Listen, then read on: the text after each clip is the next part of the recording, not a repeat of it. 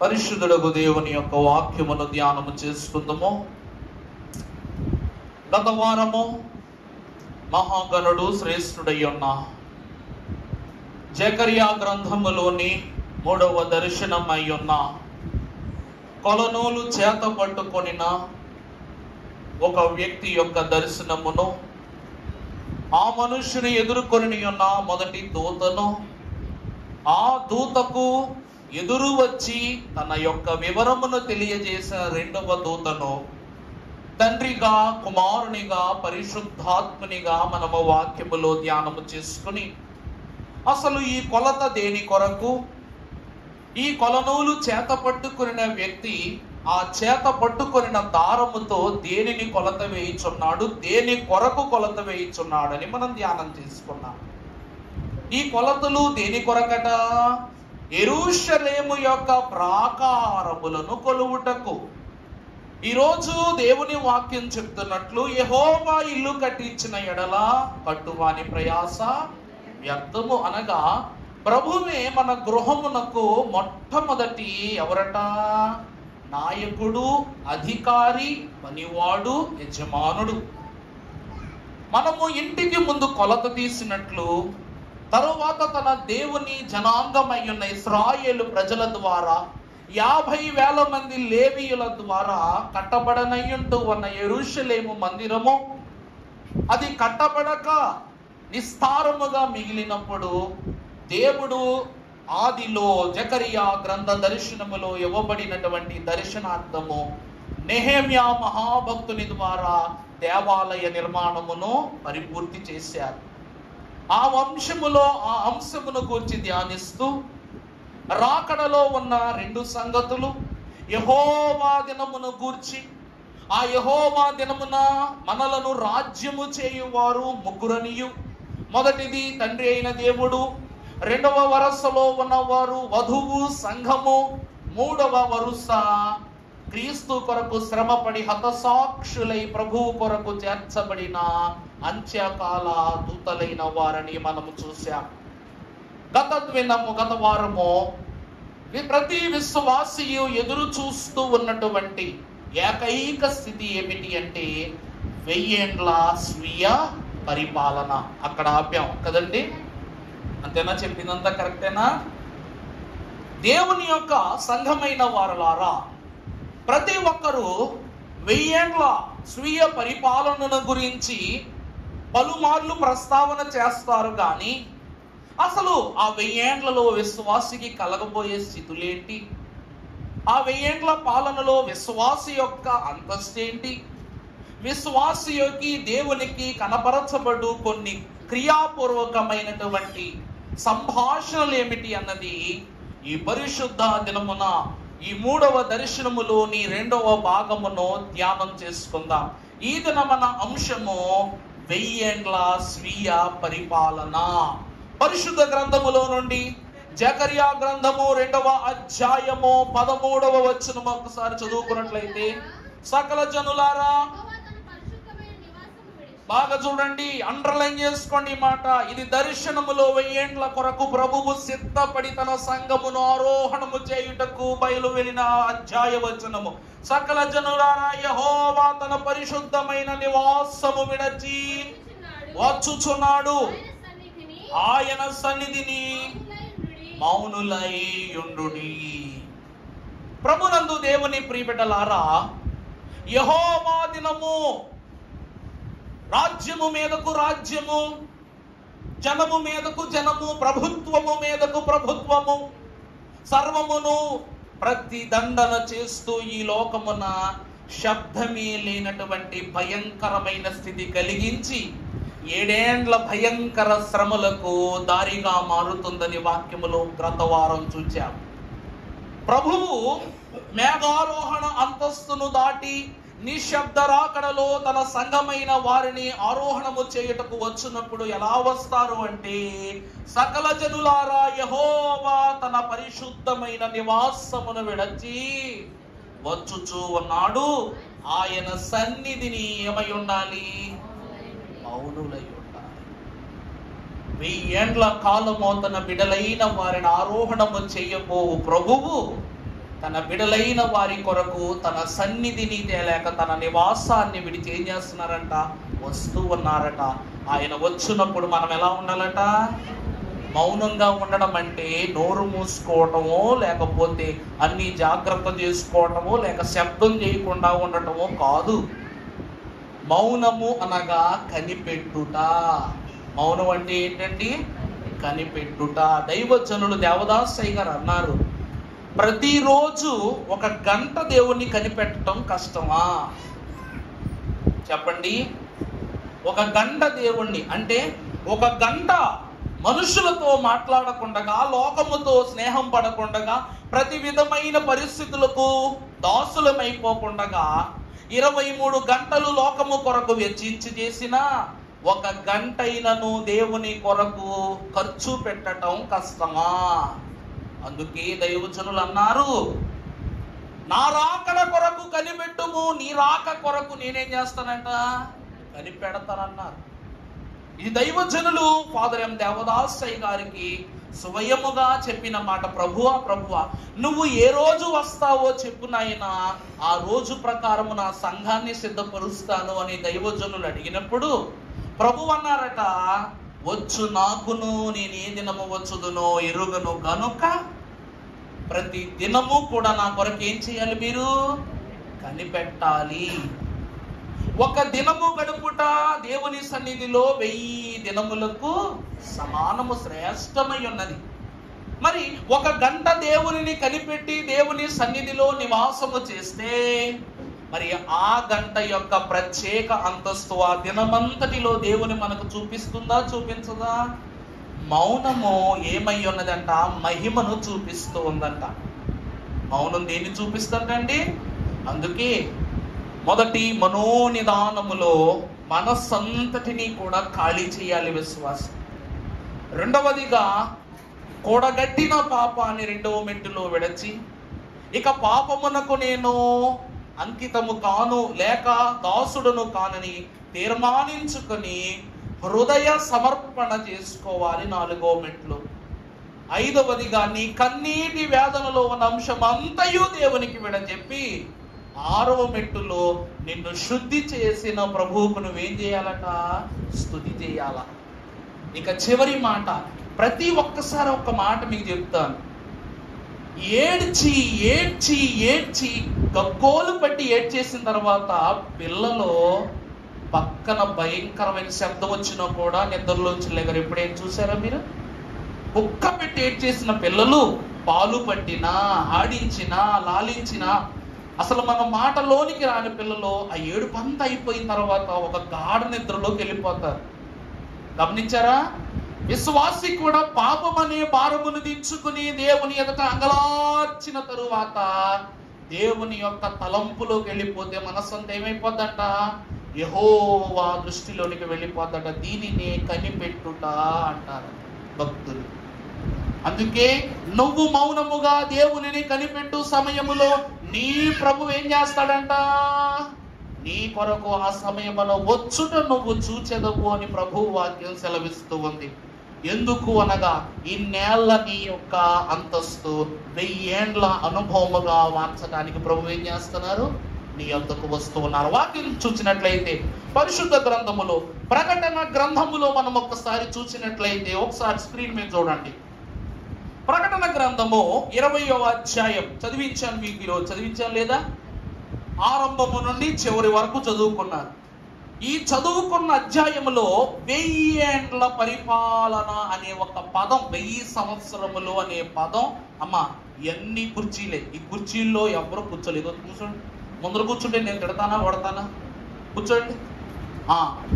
ఈ 1000 ఏండ్లు అనే పదం ఎన్నిసార్లు రాయబడిందంట? 6 సార్లు. లెక్క పెట్టుకోండి, కావాలంటే మీకే జాగ్రత్త తెలుస్తుంది. 1000 సంవత్సరములు అనే ఒక్క పదము ఎన్నిసార్లు రాయబడింది? 6 సార్లు. ఒక్క మాట చెప్పనా, మానవుడు 6వ దినమున జనించి ఉన్నాడు గనక, అనగా శనివారం జనించాడు గనక, జనించిన మానవునికి 1000 ఏండ్ల అనుభవమును అందించుటకు ఈ 20వ అధ్యాయము, అనగా ఈ ప్రకటన గ్రంథములో ఆఖరి 3 అధ్యాయములు కూడా రాకడ పరిపాలన అధ్యాయములుగా భక్తులు తెలియచేశారు. ఈ పరిపాలనలో 6 అయ్యున్న మానవుడు 1000 ఏండ్ల అనుభవమును గూర్చి 6 మార్లు అక్కడ రాయించారంట భక్తులు. అసలు వాక్యంలో ఒక పదం ఒక్కసారి రాస్తేనే చాలా ఘనం, అది కూడా ఒకే పుస్తకంలో రాస్తే ఇంకా ఘనం ఒక పదం. రెండవదిగా చూసినట్లయితే అదే పదము అదే అధ్యాయములో పలుమార్లు రాస్తే ఇంకా శ్రేష్టం. ఒక్క అధ్యాయములోనే 1000 ఏండ్లు 1000 ఏండ్లు 1000 ఏండ్లు అని 6 సార్లు రాయించారంటే ఈ అధ్యాయము ఎంత మహిమ కలిగిన స్థితిని చూపిస్తూ ఉందో గమనించవచ్చు. అసలు ఏమిటి 1000 ఏండ్లు అంటే? ఈ 1000 ఏండ్ల పరిపాలనలో ప్రభు మనం ఉన్నట్లయితే, అసలు దేవుని యొక్క 1000 ఏండ్ల స్వీయ పరిపాలన భాగ్యమును మనము సంపాదించాలంటే మనకు దేవుడు ఇవ్వాలని ఆశపడుతున్న స్థితి ఏమిటి అంటే, ప్రియులారా, మనము కూడా ఈ క్రీస్తు 1000 ఏండ్ల పాలనలో రాజ్యము చేయాలంటే ఏం చేయాలట? ఒక మాట చెప్తానండి. ఇప్పుడు ఇక్కడ మనం మహా అయితే 70 ఏళ్ళు 80 ఏళ్ళు బ్రతుకుతాం, అంతే కదా? నాకు దేవుడు ఇంకొక 100 సంవత్సరాలు ఆయుష్ ఇస్తే బాగుండు అన్నోళ్ళు ఎవరైనా ఉన్నారా? ఈ లోకాన్ని మార్చును, ఈ లోకములో ఉన్న రోగములు, ఇబ్బందులు, శ్రమలు, సాతాను శోధన, భయాలు, బాధలు, భారాలు నేను మీకు తీయను, ఇంకొక 100 సంవత్సరాలు ఆయుష్ ఇస్తాను అని ప్రభు వరం ఇచ్చారంటే ఎంతమంది తీసుకుంటారు? చెయ్యత్తండి. ఎత్తరా? ఎందుకెత్తరు? ఒక్కసారి పాపాన్ని మోయటమే చాలా ఘోరమైన భారం. అలాంటిది ఇంకొక 100 సంవత్సరాలు ఇంకా పాపాన్ని కూడగట్టి, ఇంకా శాపాన్ని తెచ్చుకుని, ఇంకా దేవునికి దూరం అయిపోయి, ఇంకా సాతానుకు హేయమైన వానిగా మిగిలినట్లయితే ఇక నాకు రాకడలో రక్షణ ఏం ప్రాప్తిస్తుంది? పరిశుద్ధ జనమైన వారులారా, అందుకే విశ్వాసులైనటువంటి వారు ఏమి చేస్తారంటే, ఏనన్నా బంగారం ఇంటెళ్ళలు 4 చిత్రం కూర్చో, వెంటనే ప్రభు ఏం చేస్తారట చూద్దాం, వాక్యములో చూద్దాం. 1000 ఏండ్ల పరిపాలనలో ప్రభు చూపించే స్థితి మనం చదువుకుందాం.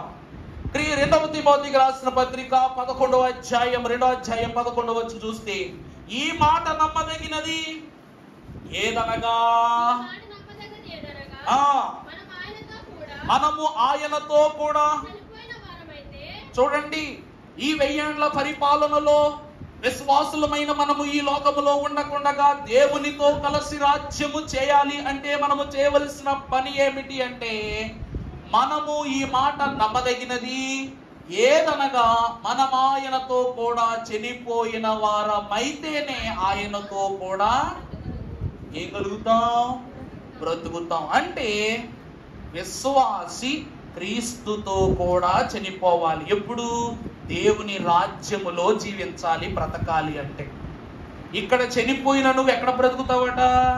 దేవుని రాజ్యంలో బ్రతుకుతావు. తర్వాత వచనం, సహించిన వారమైతే ఆయనతో కూడా. దైవజనులు అన్నారు సహించుట. అసలు శ్రమలు లేనిదే ఏమి లేదు, ఏమి లేదు. సగం చెప్తారేంటి? సౌఖ్యం లేదా, సంతోషం లేదా, సమాధానం లేదా, స్వర్గము లేదా? చెప్పండి, ఏం లేదు. చరణం గుర్తుందా?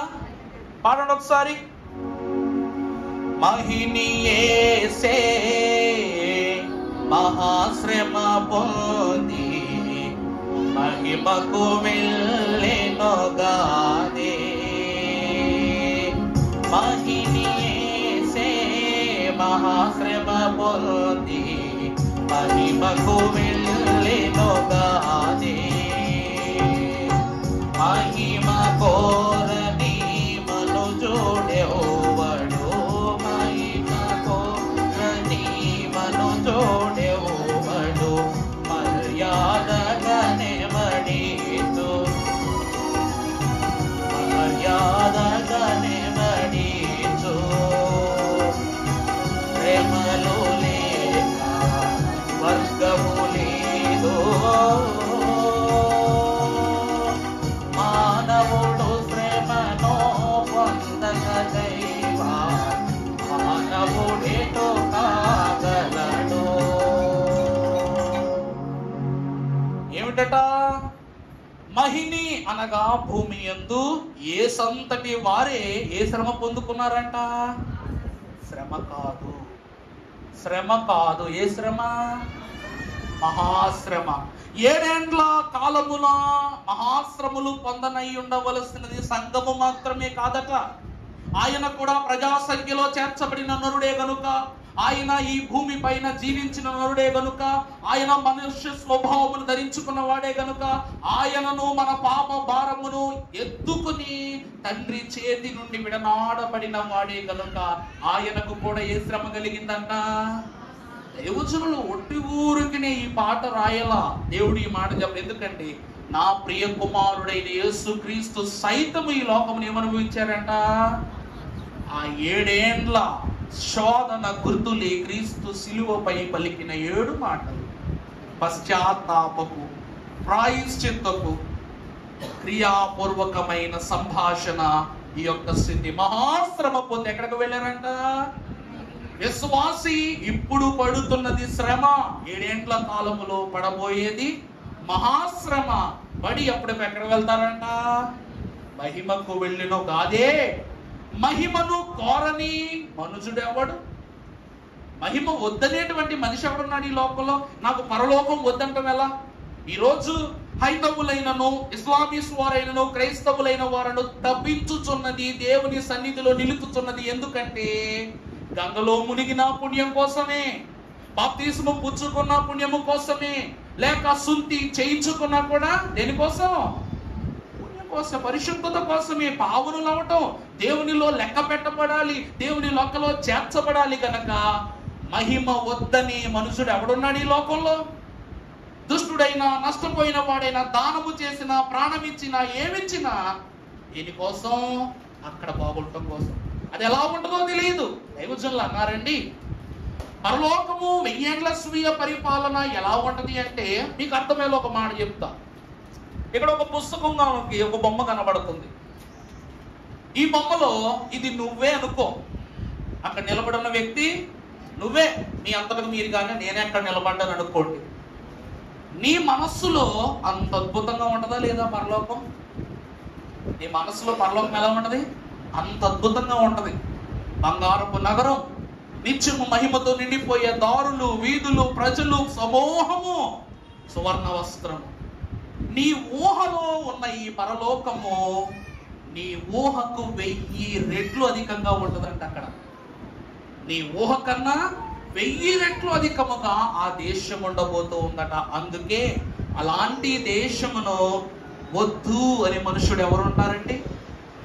దైవజనుడు దేవదాసయ్య గారు అన్నారు, ఎన్ని తిరిగినా పోవు పోవు పాపంబులు, ఎంత ఏడ్చినా పోవు పోవు అన్నీ చేసిన క్రీస్తును యేసుని నమ్మిన గాని అన్నారు. అందుకే పరలోక రాజ్యము ఎందుకు అనగా దేవునితో రాజ్యము చేయుట, ఎందుకు అనగా దేవునితో రాజ్యము చేయుట ఎలా అనగా ఆయనతో పాటు ఏం పడాలి? శ్రమ పడాలి. నీ పుట్టుకే శ్రమ. రక్తము స్పర్శ తగలకుండగా పుట్టిన బిడ్డ ఎవడున్నాడు? నొప్పులు పడకుండగా బిడ్డకు ప్రాణమించిన తల్లి ఎక్కడుంది? యేసుక్రీస్తు ప్రభువు కూడా మడి వస్త్రములతో, పొత్తి వస్త్రములతో, రక్త తుల్యమైనటువంటి దేహముతో ఈ లోకమునకు అందించబడిన వారే వేదన కలిగినటువంటి ప్రసవ వేదన స్థితిని కలిగి మరియమ్మ జననమిచ్చిన వారే. ఆయనకు మహాశ్రమ, మనకును మహాశ్రమలే. కానీ దైవజనులు అన్నారు, క్రీస్తును ఎప్పుడు నమ్మి విశ్వసిస్తామో ఆయన పడ్డ శ్రమలను నీకెవరు ప్రభువు? ఆ యొక్క స్థితిని 7 ఏళ్ల ముందు రహస్య రాకడలో, ర్యాప్చర్లో ప్రభు ఏం చేస్తారంట? నిన్ను దొంగవలి వచ్చి తీసుకుని వెళ్ళిపోతారంట. చెప్పారా లేదా మన వారం? రహస్య రాకడ, నిశ్శబ్ద రాకడలో ప్రభువు తీసుకువెళ్తారట. ఇక్కడ ఎవరు ప్రభువుతో రాజ్యము చేస్తూ ఉన్నారు? ఎవరు రాజ్యము చేసేవారు అంటే క్రీస్తుతో కూడా చనిపోయిన వారు, అనగా సహించిన వారమైతే ఆయనతో కూడా ఏలుదుము. తర్వాత ఆయనను ఎరుగకుంటే మనలను ఆయన ఏం చేయరట? ఎరుగనను. అందుకే జకర్యా గ్రంథం ప్రారంభ అధ్యాయములోనే ఉందొక మాట, ఇశ్రాయేలు ప్రజలైన వారలారా మీరు నా తట్టు తిరిగినట్లయితే నేను మీ తట్టు తిరుగుదును నడలేదా ప్రభు?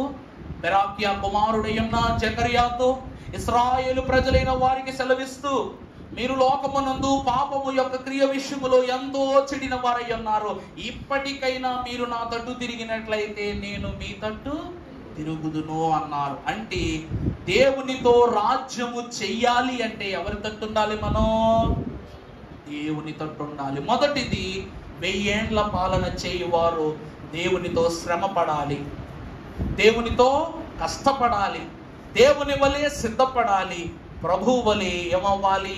ఆయనతో కూడా రాజ్యము చేయుటకు వెళ్ళాలి. పరిశుద్ధ గ్రంథములు మనం చూసినట్లయితే మహాగణుడు, శ్రేష్ఠుడు, దేవునితో రాజ్యము చేయవారు క్రీస్తు అంతస్తును పొందిన వారని చూశాం. దేవుని రాజ్యము, అసలు ఆ రాజ్యము అంటే ఏమిటి అనగా చదువమ్మ మాట, రోమపత్రిక 14:17. దేవుని యొక్క రాజ్యము భోజనమును పానమును కాదు గాని నీతియును సమాధానమును పరిశుద్ధాత్మ యందలి. దేవుని రాజ్యం అంటే ఏమిటంట? 1000 ఏండ్ల కాలములో ప్రభువుతో రాజ్యము చేయబోయే రాజ్యము దేవుని రాజ్యం అంటున్నాం. అసలు ఆ రాజ్యం ఏమిటి అంటే ఈ రాజ్యం ఏమి కాదు, భోజనము కాదు, పానము కాదు గాని, చూడండి, మొదటిది ఏమిటి?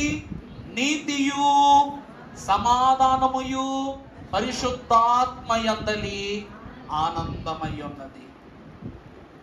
ఈ 3 స్థితులు ఈరోజు మన చంద్రబాబు నాయుడు గారు, మన సీఎం గారు, ఆయనతో స్లోగన్ ఉంటుంది అనమాట, ఇది మంచి ప్రభుత్వం. చంద్రబాబు నాయుడు స్లోగన్ ఏంటంటే ఇదే ప్రభుత్వం, మంచి ప్రభుత్వం. మరి జగన్ గారు స్లోగన్ ఏంటి? అన్న వస్తున్నాడు, మంచి రోజులు వస్తున్నాయని అందరికీ చెప్పండి. మరి కేసీఆర్ గారు, తెలంగాణ సీఎం కేసీఆర్ గారు, ఇప్పుడున్న ఆయన కదా, పాత ఆయన నినాదం ఏంటి? ఉద్యోగం, వైద్యం, ప్రత్యేక రాష్ట్రం. ఈ 3 ఆయన నినాదాలు. అలాగున్న దేవుని ప్రియబిడ్డలారా, పరిశుద్ధ గ్రంథంలో చూస్తే మన జగన్ గారి నినాదం ఏంటంటే విద్యా వైద్యం. అదే కదండి జగన్ గారి నినాదం, విద్యా వైద్యం. మరి చంద్రబాబు నాయుడు గారు ఏమిటో తెలియదు, సనాతన ధర్మం. దేవుని యొక్క వాక్యమును బట్టి మరి యేసుక్రీస్తు ప్రభువు యొక్క రాజ్యములోనికి చేర్చబడవలసిన దేవుని స్థితుల యొక్క నినాదం ఏమిటంటే మొదటిది నీతి, రెండవది సమాధానము, మూడవది పరిశుద్ధాత్మ యందలి ఆనందం. తర్వాత చదివినట్లయితే ఈ విషయమందు క్రీస్తునకు దాసుడైన వాడు యోగ్యుడునై. ప్రభునందు దేవుని ప్రియమిట్ల, మొదటిది దేవుని రాజ్యం అంటే నీతి. యేసుక్రీస్తు ప్రభువట తన శిష్యులైనటువంటి వారిని విడిచిపెట్టి వెళుతూ వెళుతూ, ప్రభువా మీరు వెళ్ళిపోతున్నారు, మరలా మీరు మా యొద్దకు రారా అని అడిగితే, నా తండ్రి ఇంట అనేక నివాసాలు గలవు, వాటిని సిద్ధపరచుటకు, అక్కడ స్థలము సిద్ధపరచుటకు నేను వెళ్ళుచున్నాను అని ప్రభు అన్నారు. ప్రభువునందు దేవుని ప్రియబిడ్డలారా, నీతి అంటే ఏమిటో తెలుసా? యేసుక్రీస్తు ప్రభువే. నీతి అంటే ఏమిటండి? యేసుక్రీస్తు ప్రభువే. ప్రభువైన దేవదేవుడు సెలవిస్తూ ఉన్న సత్యం ఏమిటంటే, నీతి లేని నాకు తన సునీతి దయచేయున్, స్వనీతిని త్రుంచున్. అబ్రహాము మహాభక్తుడట. ప్రభువును సింధూర వనములో ఉన్నప్పుడు అతను ఆహ్వానించినప్పుడు అక్కడ 3 వరసలు కనబడుతున్నాయంట భోజనానికి పిలవగానే. ఆ మొదటి వరస అబ్రహాము వరస, అబ్రహామును విశ్వాసుల వరస. రెండవది శారమ్మ ఎక్కడా అని ప్రభు అడిగినప్పుడు, రెండవ వరసను గురించి అడిగినప్పుడు ఆమె రొట్టెలను సిద్ధపరచుచున్నదని చెప్పాడు అబ్రహాము మహాభక్తుడు. ప్రభు కూర్చొని ఆయన, నేను ఆహార సిద్ధపాట్లు చూసొస్తానని. మూడవది ఎవరు అనగా అబ్రహాము యొక్క పరిచారక బృందం లేక పనివారు. ఈరోజు దేవుని వాక్యములో మనము చూస్తే, పరలోక రాజ్యమును సమీపించిన విశ్వాసులు దేవుని రాజ్యములోనికి వెళ్ళాలంటే మొట్టమొదట మనం ఏమి ధరించుకోవాలంట? నీతి సూర్యుడై ఉన్న యేసుక్రీస్తు ప్రభువును ధరించుకోవాలి. రెండవది సమాధానము అనగా, దైవజనులు అన్నారు, ఇక్కడను పైనక్కడను ఒక్క కుటుంబమే యగును, లెక్కకే 2 అగును గాని లెక్కకు ఒక్కటే యగును, ఒకటియే మంద యగును, ఒకటియే.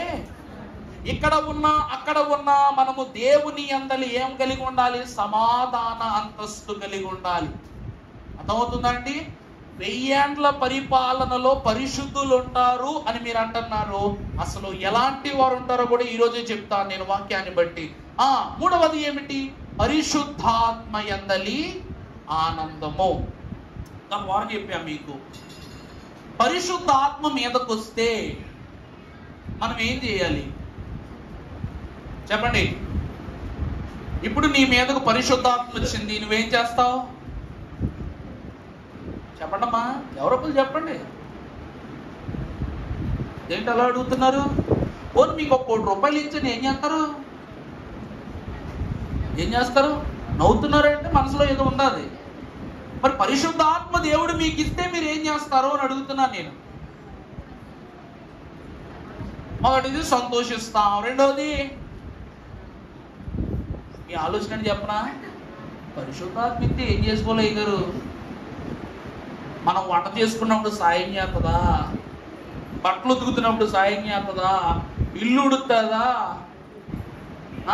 నాకు ఇంటికి బిందులు మోసుకొస్తుందా? వంట సామాన్లు మోసుకొస్తా? ఇస్తే ఏం చేస్తాం మనకే తెలియదు. కానీ పరిశుద్ధాత్మలి అందలి ఆనందం ఉంటే దేవుని రాజ్యములో మనం ప్రవేశిస్తామంట. అసలు పరిశుద్ధాత్మ అంటే ఏంటి? ఇంకా కూడా మనకు ప్రశ్నే. పరిశుద్ధాత్మ ఉంటే ఏంటి, వస్తే ఏంటి? అసలు పరిశుద్ధాత్మ మీదకి వస్తే కొంతమంది కింద పడిపోతారు, కొంతమంది పక్కోళ్ళకి ఏంటేస్తారు, అవతల దోసేస్తారు, యువతలో దోస్తారు. పరిశుద్ధాత్మ పడేస్తుందా లేకపోతే ఇస్తుందా?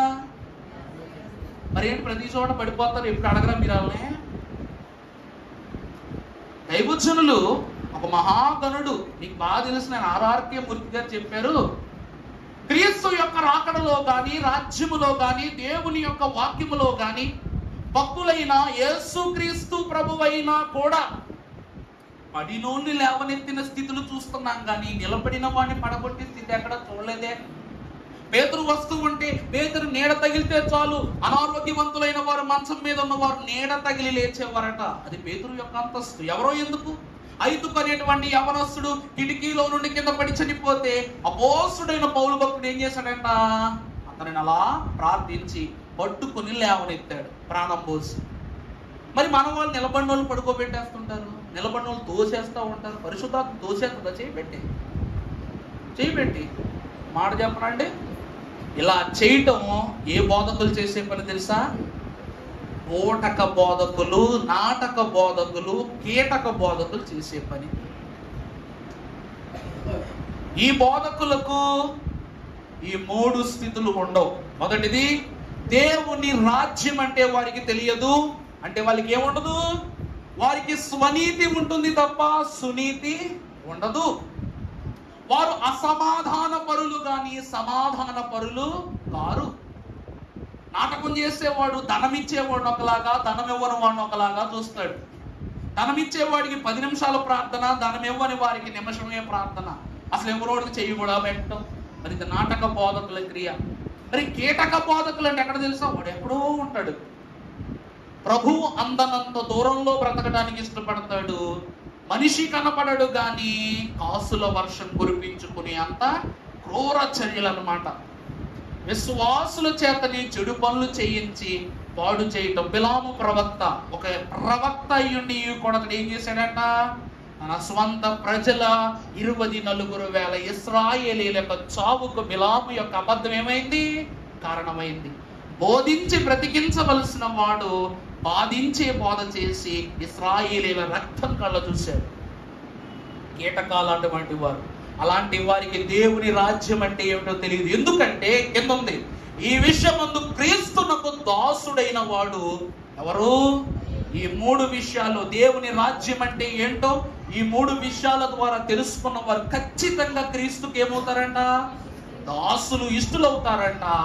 మనుష్యుల దృష్టికి ఎలా కనబడతారంట? అది రాయ్. అక్కడ పరిశుద్ధుడు ఉన్నాడు, జాగ్రత్త. అక్కడ సింహం ఉంది, జాగ్రత్త. అక్కడ పాము ఉంది, జాగ్రత్త అన్నట్లుగానే అక్కడ ఎవరు ఉంటారంట?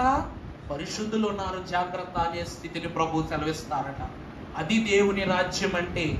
ప్రభువును ధరించుకోవాలి, ప్రభు స్వభావాన్ని ధరించుకోవాలి. ఇదిగో నేను వెళ్ళుచున్నాను, మీ కొరకు ఆదరణ భర్తను మీ కొరకు పంపిస్తూ ఉన్నాను అనగా ప్రభువు పంపించే స్థితిలో పరిశుద్ధాత్ముడు ఉన్నాడు. యేసుక్రీస్తు ప్రభువు పంపిస్తే గాని ఎవరు రారంట?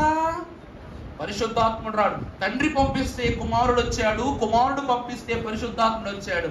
మరి పరిశుద్ధాత్ముడు ఎవరిని పంపించాలి? ఎవరిని పంపించాలి? మనల్ని పంపించాలి. ఎక్కడికి పంపించాలి? పరలోకమునకు, తండ్రి యొద్దకు, కుమారుని యొద్దకు. పరిశుద్ధాత్మ అనుభవం చేత పరిశుద్ధాత్ముడు ఏం చేస్తాడంట?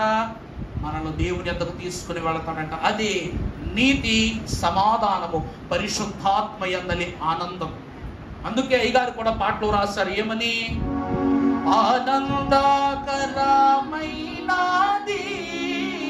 మన బ్రతుకెంతో, ఆశ్చర్యకరమైనది.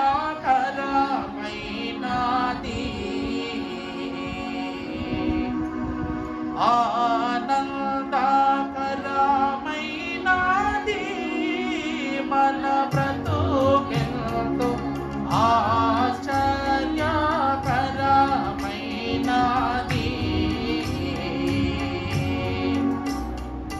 జ్ఞాని నేత్రములకు ఆనందాని తలమానముని నేత్రాల కానకే చూడును.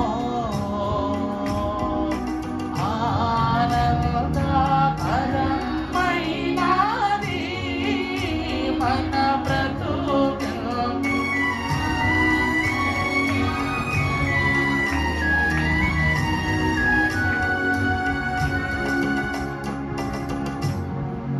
ఏమిటట? జ్ఞాని నేత్రములకు ఆనును గాని మరి ఇతర మానవుని నేత్రములకు. జ్ఞాని ఎవరు అనగా క్రీస్తునకు దాసుడైన వాడు, దేవునికి ఇష్టుడు. జ్ఞాని ఎవరంటే ఇక్కడ? జ్ఞాని జ్ఞానాధారమును నేనే. విశ్వాసి యొక్క నీతి, సమాధానము, పరిశుద్ధాత్మ యందలి ఆనందమును అనుభవించిన విశ్వాసులు, దేవుని రాజ్యమును ఎరిగిన విశ్వాసులు ఎవరికంటికి కనబడతారు తెలుసా? జ్ఞాని అయి ఉన్న ప్రభు కనబడతారు. మరి ఇతర మానవుని నేత్రాలకు అనరు. చూసారా?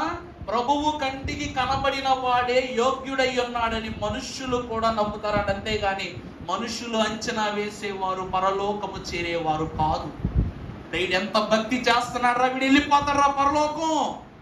ఎవరో తెలుసు? నువ్వు చెప్పేస్తున్నావు. వాడు వెళ్ళిపోతాడు, వీడు వెళ్ళిపోతాడు, వారు వెళ్ళిపోతారు, వీరు వెళ్ళిపోతారు. ఎవరు వెళ్ళాలో కుమారునికి సైతము తెలియదట. కానీ సిద్ధపడిన వారి లెక్కను ఎవరు సిద్ధపరుస్తారట? కుమారుడు, జ్ఞాని అయ్యున్న ప్రభు సిద్ధపరుస్తాడట. దేవుని రాజ్యం అంటే భోజనము పానము కాదు. ఏమిటది? నీతి, సమాధానము, పరిశుద్ధాత్మ యందలి ఆనందం. ఇవే నిత్య జీవ ఫలములని పరమ భక్తులు సెలవిచ్చారు. మనము చూసినట్లయితే ఇది దేవుని రాజ్యము యొక్క స్థితి. ప్రభునందు దేవుని ప్రియబిడ్డలారా, అసలు 1000 ఏండ్ల పాలన అనేది ఎందుకు? మొదట్లో ఏం చెప్పా? 1000 ఏండ్ల పాలన ఎవరు చేస్తారు? వెళ్ళాలంటే ఏం చేయాలి? మూడవది, అసలు దేవుని రాజ్యం అంటే ఏంటి? ఇప్పుడు 1000 ఏండ్ల పాలన మనకు అవసరమా? ఎందుకు? అయ్యగారు నాకు 1000 ఏండ్ల పాలన కావాలి అన్నోళ్ళు ఒకసారి చెయ్యొద్దండి. గుడిలో ఉన్నారని 100 సార్లు చెప్పా, మీ నిర్ణయాలే మీ భవిష్యత్తు. ఎత్తకపోతే సర్వం శూన్యం. నేను కూడా ఏం చేయాలి? అప్పులపేట మీద చెప్తున్నాను ఈ మాట. 1000 ఏండ్ల స్వీయ పరిపాలనలో ఉండాలనుకున్న వాళ్ళు, కావాలనుకున్న వాళ్ళు ఎంతమంది?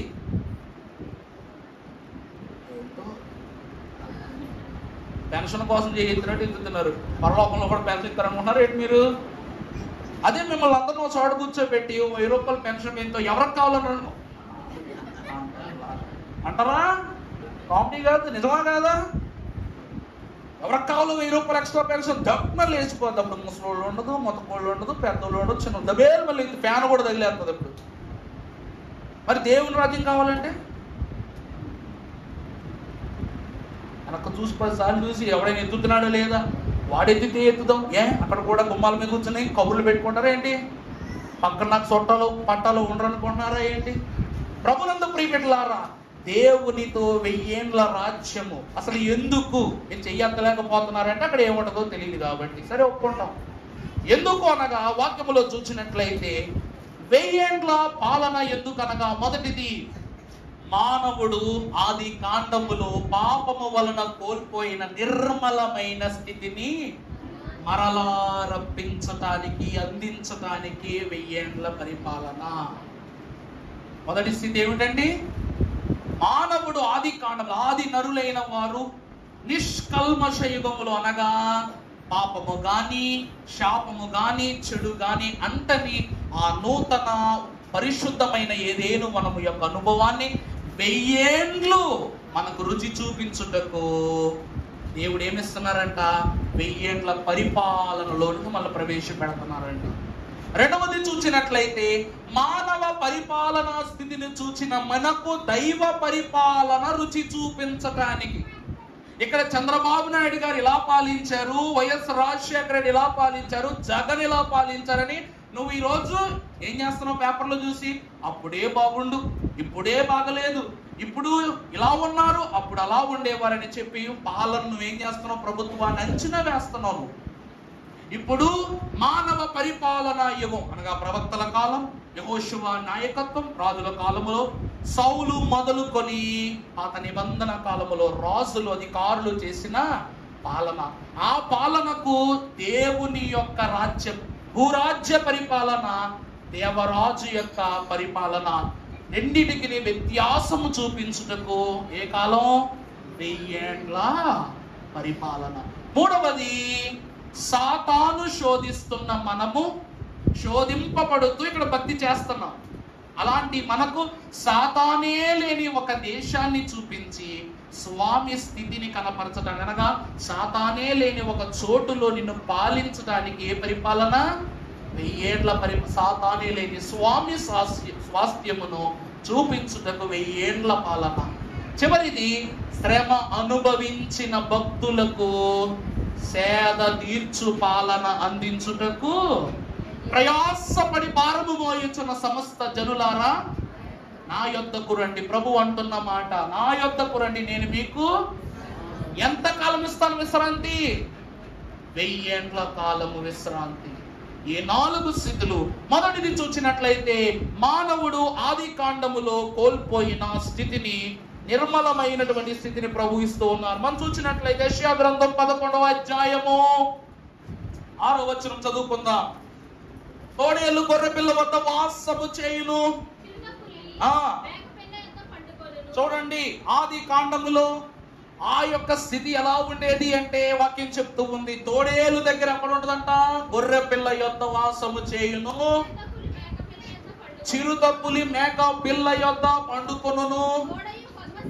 తోడయు కొదమ సింహమును పెంచబడిన కోడయు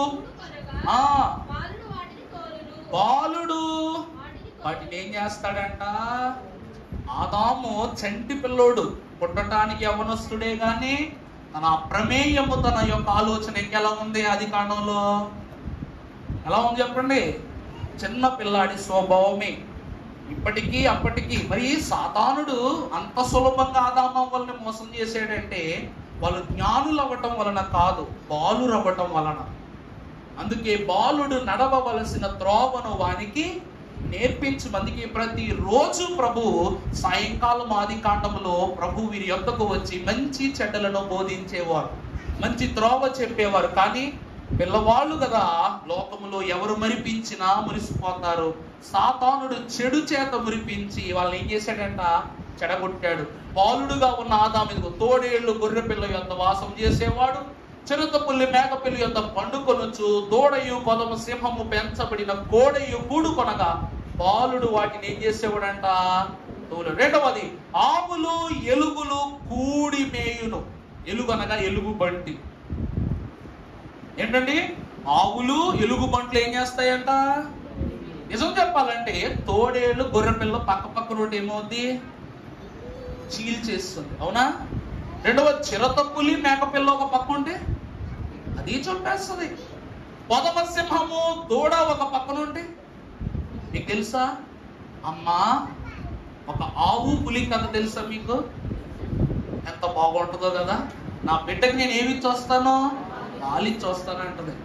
అవి కథలు మాత్రమే కాదు, వాక్యంలో ఉన్న ఉన్నత సత్యాలు కూడా.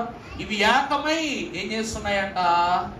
ఈ రీతిగా మేస్తున్నాయంట. ఆవులు ఎలుకలు కూడి మేయును, వాటి పిల్లలు ఒక చోటనే. అబ్బో, మిత్రవర్గము శత్రువర్గము కాదట, అన్ని వర్గములు దేవుని వర్గముగా ఉండి ఏం చేస్తాయంట? సేద తీరుతాయంట. తరువాత ఎద్దు మేయునట్లు సింహము. అమ్మా, దేవుడు ఎంత గొప్ప కార్యం చేస్తున్నారండి. పచ్చిక గల చోట్ల ఆయన నన్ను. ప్రతి ఒక్కరూ వాక్యమును పచ్చికనే మేస్తారట. ఇక లోకములో ఏముండదు? చెడు, పాపము, నరహత్య, పక్షపాతం అనేటువంటిది ఏమీ ఉండదు. క్రూర మృగమును రాజయ్యున్న సింహము సైతము కూడా గడ్డిని ఏమేస్తుంది. మరి తర్వాత మీరు చూస్తారు, పాలు పుడుచు పిల్ల నాగు పాము పుట్ట యొద్ద ఆట్లాడును, మిడినాగు పుట్ట మీద పాలు విడిచిన పిల్ల తన చెయ్యి చాపును. అమ్మో, ఇవన్నీ ఎన్ని ఆశీర్వాదాలండి, ఎన్ని ఆశీర్వాదాలు. అంటే ఆది కాండములో ఆదాము గారు ఇలా ఉండేవాడట. తర్వాత రాకడలో ఎత్తబడమను మనము 1000 ఏండ్ల కాలము ఈ రీతిగా ఉంటామట. అంటే బయటకు పిల్లల్ని వదిలేమనుకోండి, కుక్కలతో జాగ్రత్త, బళ్ళతో జాగ్రత్త, మనుషులతో జాగ్రత్త, ఇన్ని జాగ్రత్తలు చెప్పి భయపడే మనము దేవుని రాజ్యములో దేని వలన ఉండదట? ఏముండదట? హాని ఉండదు, హాని అనే స్థితి ఉండదు. అదే మొదటిది, మానవుడు ఆది కాండములో పాపము వలన కోల్పోయిన నిర్మలమైన స్థితిని దేవుడు 1000 ఏండ్లలో అందించబోతున్నాడు. అదే అధ్యాయం యొక్క అంశం.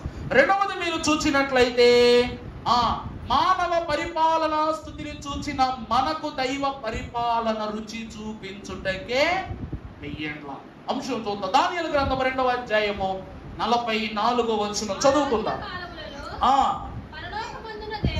పరలోకమునందున్న దేవుడు స్థాపించును,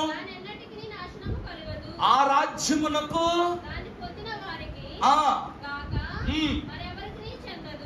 ఆ రాజ్యము మరి ఎవ్వరికి కూడా చెందదు. ప్రభునందు ప్రియులారా, ఈ భూమి మీద ఎన్ని ప్రభుత్వాలు, ఎంతమంది నాయకులు, ఎన్ని రాజ్యాలు, ఎన్ని కష్టాలు, ఎన్ని యుద్ధాలు, కానీ రాజ్యము మీదకు రాజ్యము వచ్చి ప్రతి రాజ్యం ఏమైపోద్దంట? శ్మశానం అయిపోద్దంట, వంశమైపోద్దంట. కానీ మానవ పరిపాలన స్థితిలో ఎన్ని రాజ్యాలు కూలిపోవడం చూస్తున్నాం, ఎన్ని ప్రాణాలు హరించుకుపోవడం చూస్తున్నాం. కానీ దేవుని రాజ్యములో ఏముండదట? ఆ రాజుల కాలములో పరలోకమునందున్న దేవుడు ఒక రాజ్యాన్ని స్థాపించును, దానికి ఎన్నటికి ఏముండదు? మొదటి స్థితి దేవుని రాజ్యమునకు నాశనం లేదు. రాజ్యమే నాశనము కాలేదంటే మనకు కూడా ఏమి లేనట్లే, నాశనము లేనట్లే. రెండవది చూసినట్లయితే ఆ రాజ్యము దాన్ని పొందిన వారికి కాక మరెవ్వరికి కూడా, అనగా యుద్ధము ప్రకటించే వారే ఉండరట దేవుని రాజ్యము పైన. ఇందాకేమని చెప్పా, సాతానే లేని లోకాన్ని ఇస్తానన్నాడుగా ప్రభు. దేవునికి ఉన్న ఏకైక శత్రువు, సంఘమునకున్న శత్రువు సాతానుడే. ఆ సాతానుడే తిరుగుబాటు చెయ్యలేడు. దేవుడు ఏమి ఇస్తాడంట మనకు? ఆ దేశాన్ని ఇస్తాడంట, ఎవ్వరికి ఇవ్వడంట, మనకు తప్ప. మూడవది చూస్తే, అది ముందు చెప్పిన రాజ్యములన్నిటినీ పగులగొట్టి మిగుల నిర్మూలము చేయును, కానీ అది యుగ యుగముల వరకు. సైన్యములకు అధిపతి యెహోవా పరిశుద్ధుడు, పరిశుద్ధుడు, పరిశుద్ధుడు, సర్వలోకము ఆయన మహిమతో. సర్వలోకము ఎవరి మహిమతో? అర్థమైందండి? ఆయన యుగ యుగములకును సర్వలోకమునకును ఏమై ఉన్నారు? పూజ్యమై ఉన్న రాజ్యమును, నిస్సారము కాని రాజ్యమును, సంపూర్ణ స్థితితో పచ్చిక బయళ్లతో నిత్యము ఫలించే రాజ్యాన్ని ప్రభువు మనకిస్తారు. అందుకే 1000 ఏండ్ల పరిపాలన ఎవరికి కావాలి? మనకు కావాలి. మూడవ స్థితిని మనము చూసినట్లయితే, సాతానే లేని స్వామి స్వాస్థ్యమును చూపించుట. ప్రకటన 12:7. అంతటా పరలోకమందు యుద్ధము జరిగెను. మిఖాయేలును అతని దూతలను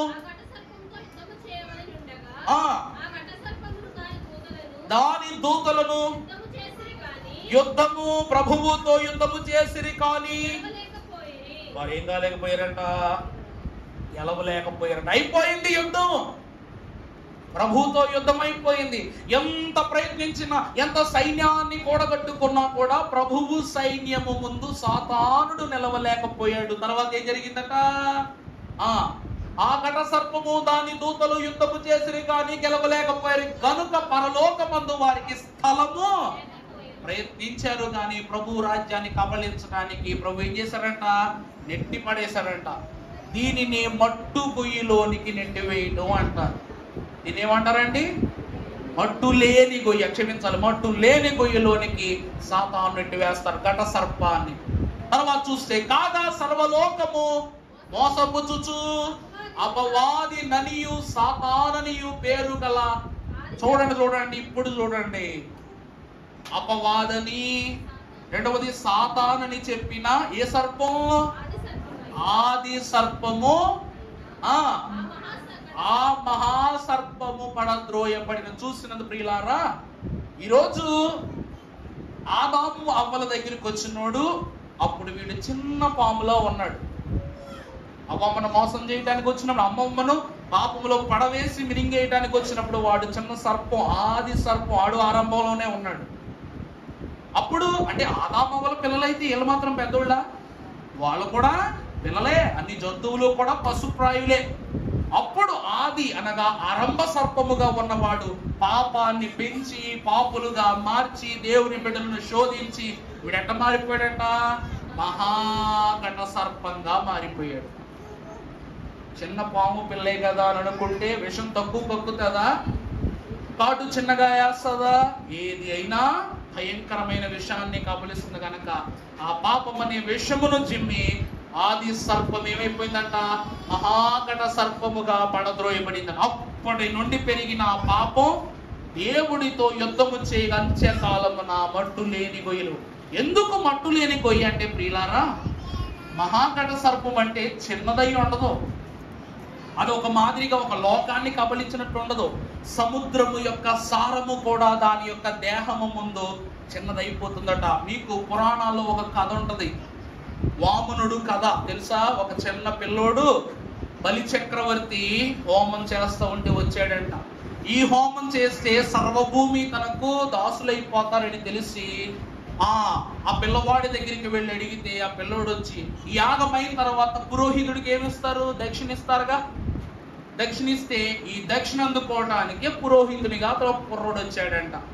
వస్తే బాల బ్రాహ్మణుడు కాబట్టి ఏం కావాలని అడిగితే ఆ కుర్రోడు అన్నాడంట, నాకు 2 అడుగులు భూమి కావాలి అన్నాడంట. ఏం కావాలన్నాడంట?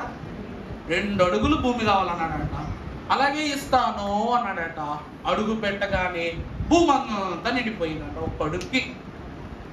ఈ 2వ అడుగు ఎక్కడ పెట్టమంటావు అంటే, నా తల మీద పెట్టు అన్నాడంట. తల మీద పెట్టి ఆ రాజుని ఏం చేశాడు? భూమిలోనికి తొక్కేశాడు. వాడికి పాదమే చాలదు, కానీ వీని దేహము కూడా ఆ యొక్క మహాసముద్రములో నుండి ఏం చేస్తుందంట? బయటకు రావటానికి ఇబ్బంది పడేంత ఘోరమైన దేహముతో, ఎన్నో తలలతో, ఎంతో భయంకరమైన నుదుట మగుటములతో ఈ యొక్క మహాఘట సర్పం బయటకు వస్తాడంట. మరి దీన్ని కబళించాలన్నా, పడవేయాలన్నా ఎక్కడ పడేయాలి చెప్పండి? ఎక్కడ పడేయాలి?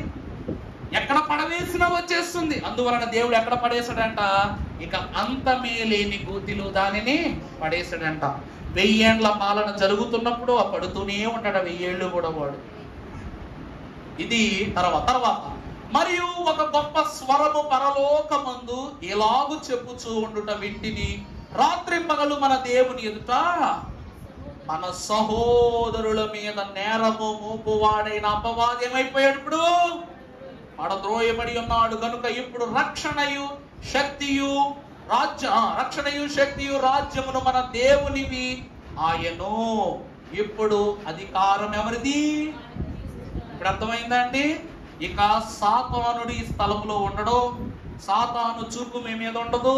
స్వామి హస్తము తప్ప సాక్షాత్కరింపబడు ఏ హస్తము మానవుని ఏం చేయదంట?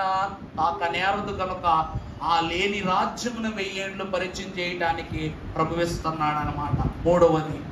4వది చూసినట్లయితే, క్రీస్తు అనుభవించిన శ్రమ అనుభవించిన భక్తులకు సేద తీర్చుటకు 1000 ఏండ్ల పాటు. మొన్న చెప్పాను కదా, 12 మంది అపోస్తులు, 12 మంది పాత నిబంధన ప్రవక్తలు, 24 పెద్దలు, సర్వ సైన్య సమూహం.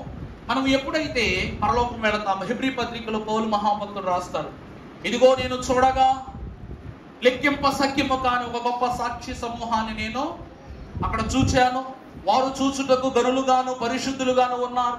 గొర్రెపిల్ల యొక్క రక్తములో ఎవరు వీరు అని అనగానే, గొర్రెపిల్ల యొక్క రక్తములో వీరి వస్త్రములను తెలుపు చేసుకున్న సమూహము, అనగా వారి పాపపు క్రియలన్నిటినీ ప్రభు రక్తము ద్వారా పదిలము చేసుకుని సంపూర్ణ శుద్ధి చేసుకున్న జనులు, వారే వీరు అనగా మహాశ్రమలు పొంది 7 ఏండ్ల కాలములో మహాశ్రమలను పొందుకొని దేవుని రాజ్యములోనికి వారు ప్రవేశిస్తారట. చివరి వచనంలో చూస్తే అక్కడ ఒక మాట రాస్తుంది, సింహాసనమును చూచి తిని వాటి మీద ఆసీనులయ్యుండి వారికి ఏమేమో అధికారం ఇవ్వబడింది? విమర్శ చేయ అధికారం ఇవ్వబడిన. గతంలో మీకు ఒక కథ చెప్పాను. దేవుని రాజ్యానికి వెళుతున్నప్పుడు మొట్టమొదటి సాతానుడు మనల్ని చూసి నవ్వుతాడు. ఒక తప్పు చేశాను రా అబ్బాయి, అందుకే నన్ను ఎక్కడికి ఏంటేశారు? నువ్వు పుట్టింది మొదలుకొని జన్మ పాపము, నైజ పాపము, మాట ద్వారా పాపము, చూపు ద్వారా పాపం, ఎన్ని పాపాలు చేస్తున్నావో, ఏమనుకుని వెళ్ళిపోతున్నావు నువ్వు పరలోకం అని సాతానుడు అడుగుతాడు. ఇప్పుడు మనం ఏమంటాం? నువ్వు సాతానురా, నీకు మాకు పోలికేంటి అని సాతాను పక్కన పెట్టేశావు. సరే, ఒప్పుకుంటా. మరి ఆ పైకి వెళ్ళాక మీ తాతలు, మీ ముత్తాతలు, భక్తులు వీళ్ళు ఉంటారు, వాళ్ళు అడుగుతారు, మనవడా నాతో ప్రార్థనకు రమ్మంటే రాలేదు, నాతో వాక్యం చదవమంటే చదవలేదు, పాట పాడమంటే పాట రాలేదు, నువ్వెలా వెళ్ళిపోతున్నావురా పరలోకం అని మీ తాతయ్య అడుగుతాడు. సరే తాత, నీకు దండం పెడతాను, ఆస్తి రాసిచ్చావు, అలాగే కాస్తంత ఎక్స్క్యూజ్ చేయని భక్తులను ఒప్పిస్తావు, మీ వాళ్ళను ఒప్పించుకుంటావు. ఆ పైకి వెళ్తే ఎవరు ఉంటారంట? దూతలు ఉంటారు. వాళ్ళు ఏమంటారు? ప్రభువు చేత సేవ చేయడానికి మేమున్నాం అని ప్రభువు చేతే సేవ చేయించుకున్నారు మీరు, అయినా మీరు పాపం మానేరా? మానలా, మరి ఎలా వెళ్ళిపోతున్నారు మమ్మల్ని దాటుకుని అడుగుతారు. ప్రభువు ద్వారా పాదశుద్ధి జరిగి పరిశుద్ధులం అయ్యాం కాబట్టి అని వారికి సాక్షి చెప్తాం. ఆ పైకి వెళ్ళాక వీళ్ళు ఉంటారు, సింహాసనాల మీద కూర్చుని ఉంటారు. విమర్శ, మామూలు విమర్శలు కాదండో, ఇక్కడ డిబేట్ షోలు జరుగుతున్నాయి, అట్లాంటి ఒక విమర్శ జరుగుద్ది. 24 పెద్దలు, సర్వ భక్త సైన్య సమూహం ఒక చోట సమకూడి ఒక్కడిగా నిలబెట్టి ప్రశ్నలు అడుగుతారు. ఏం సమాధానం చెప్పాలి?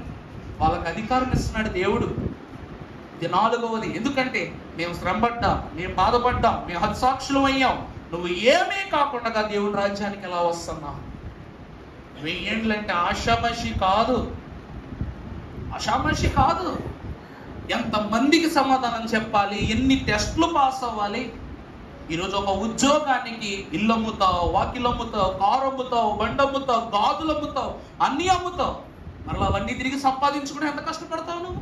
ఎంతమంది కప్పులు చేసి అలాగే తప్పును తప్పిదము కలిగిన పాపాన్ని తురించి వేయుటకు ఇంతమంది భక్తులకు సమాధానం. ఇవన్నీ చెప్పిన తర్వాత, ఎందుకంటే వీరెవ్వరు అనగా క్రూర మృగమునకైనను దాని ప్రతిమనకైనను నమస్కారము చెయ్యక. రెండవది, వీళ్ళెవరంట? క్రూర మృగానికి దాని ప్రతిమకు నమస్కారం చేయనోళ్ళు. రెండవది, తమ నొసళ్ళ యందు గాని చేతుల యందు గాని దాని ముద్ర వేయించుకొనని వారు. మూడవది, యేసు విషయమై తామిచ్చిన సాక్ష్యము నిమిత్తము దేవుని వాక్యము నిమిత్తము వారి శిరస్సులను ఆత్మలను అర్పించిన వారు బ్రతికిన వారై. అప్పుడు ఈ 3 స్థితులు అయ్యాక బ్రతికి 1000 ఏండ్లు క్రీస్తుతో కూడా వీరు రాజ్యం చేస్తున్నవారు. వీరి ఎదుట సమాధానము చెప్పగల సత్తా ఉన్నవాడే 1000 ఏండ్ల రాజ్యములో ఉంటాడు. ఎందుకనగా 1000 సంవత్సరములు గడచు వరకు కడమ మృతులు బతుకలేదు. ఇది అర్థమైందా అండి? ఈ పునరుద్ధాన భాగ్యములో కడపటి మృతులు ఏం కారంట? బ్రతకరు. 1000 ఏండ్ల కాలము బ్రతకరు. ఈ మొదటి పునరుద్ధానములో పాలు గలవారు ధన్యులు. ఎందుకంట 1000 ఏండ్ల వైభవము తరువాత అంత్య తీర్పు ఉండదు. 1000 ఏండ్ల కాలంతో అయిపోలా. 1000 ఏండ్లు ప్రభు రాజ్యములో ఉన్నప్పుడు మనకేం కలుగుద్ది? అంత్యకాల తీర్పు. ప్రభు పుస్తకాలన్నీ ఎదురేసుకుని నిలబడతాడు.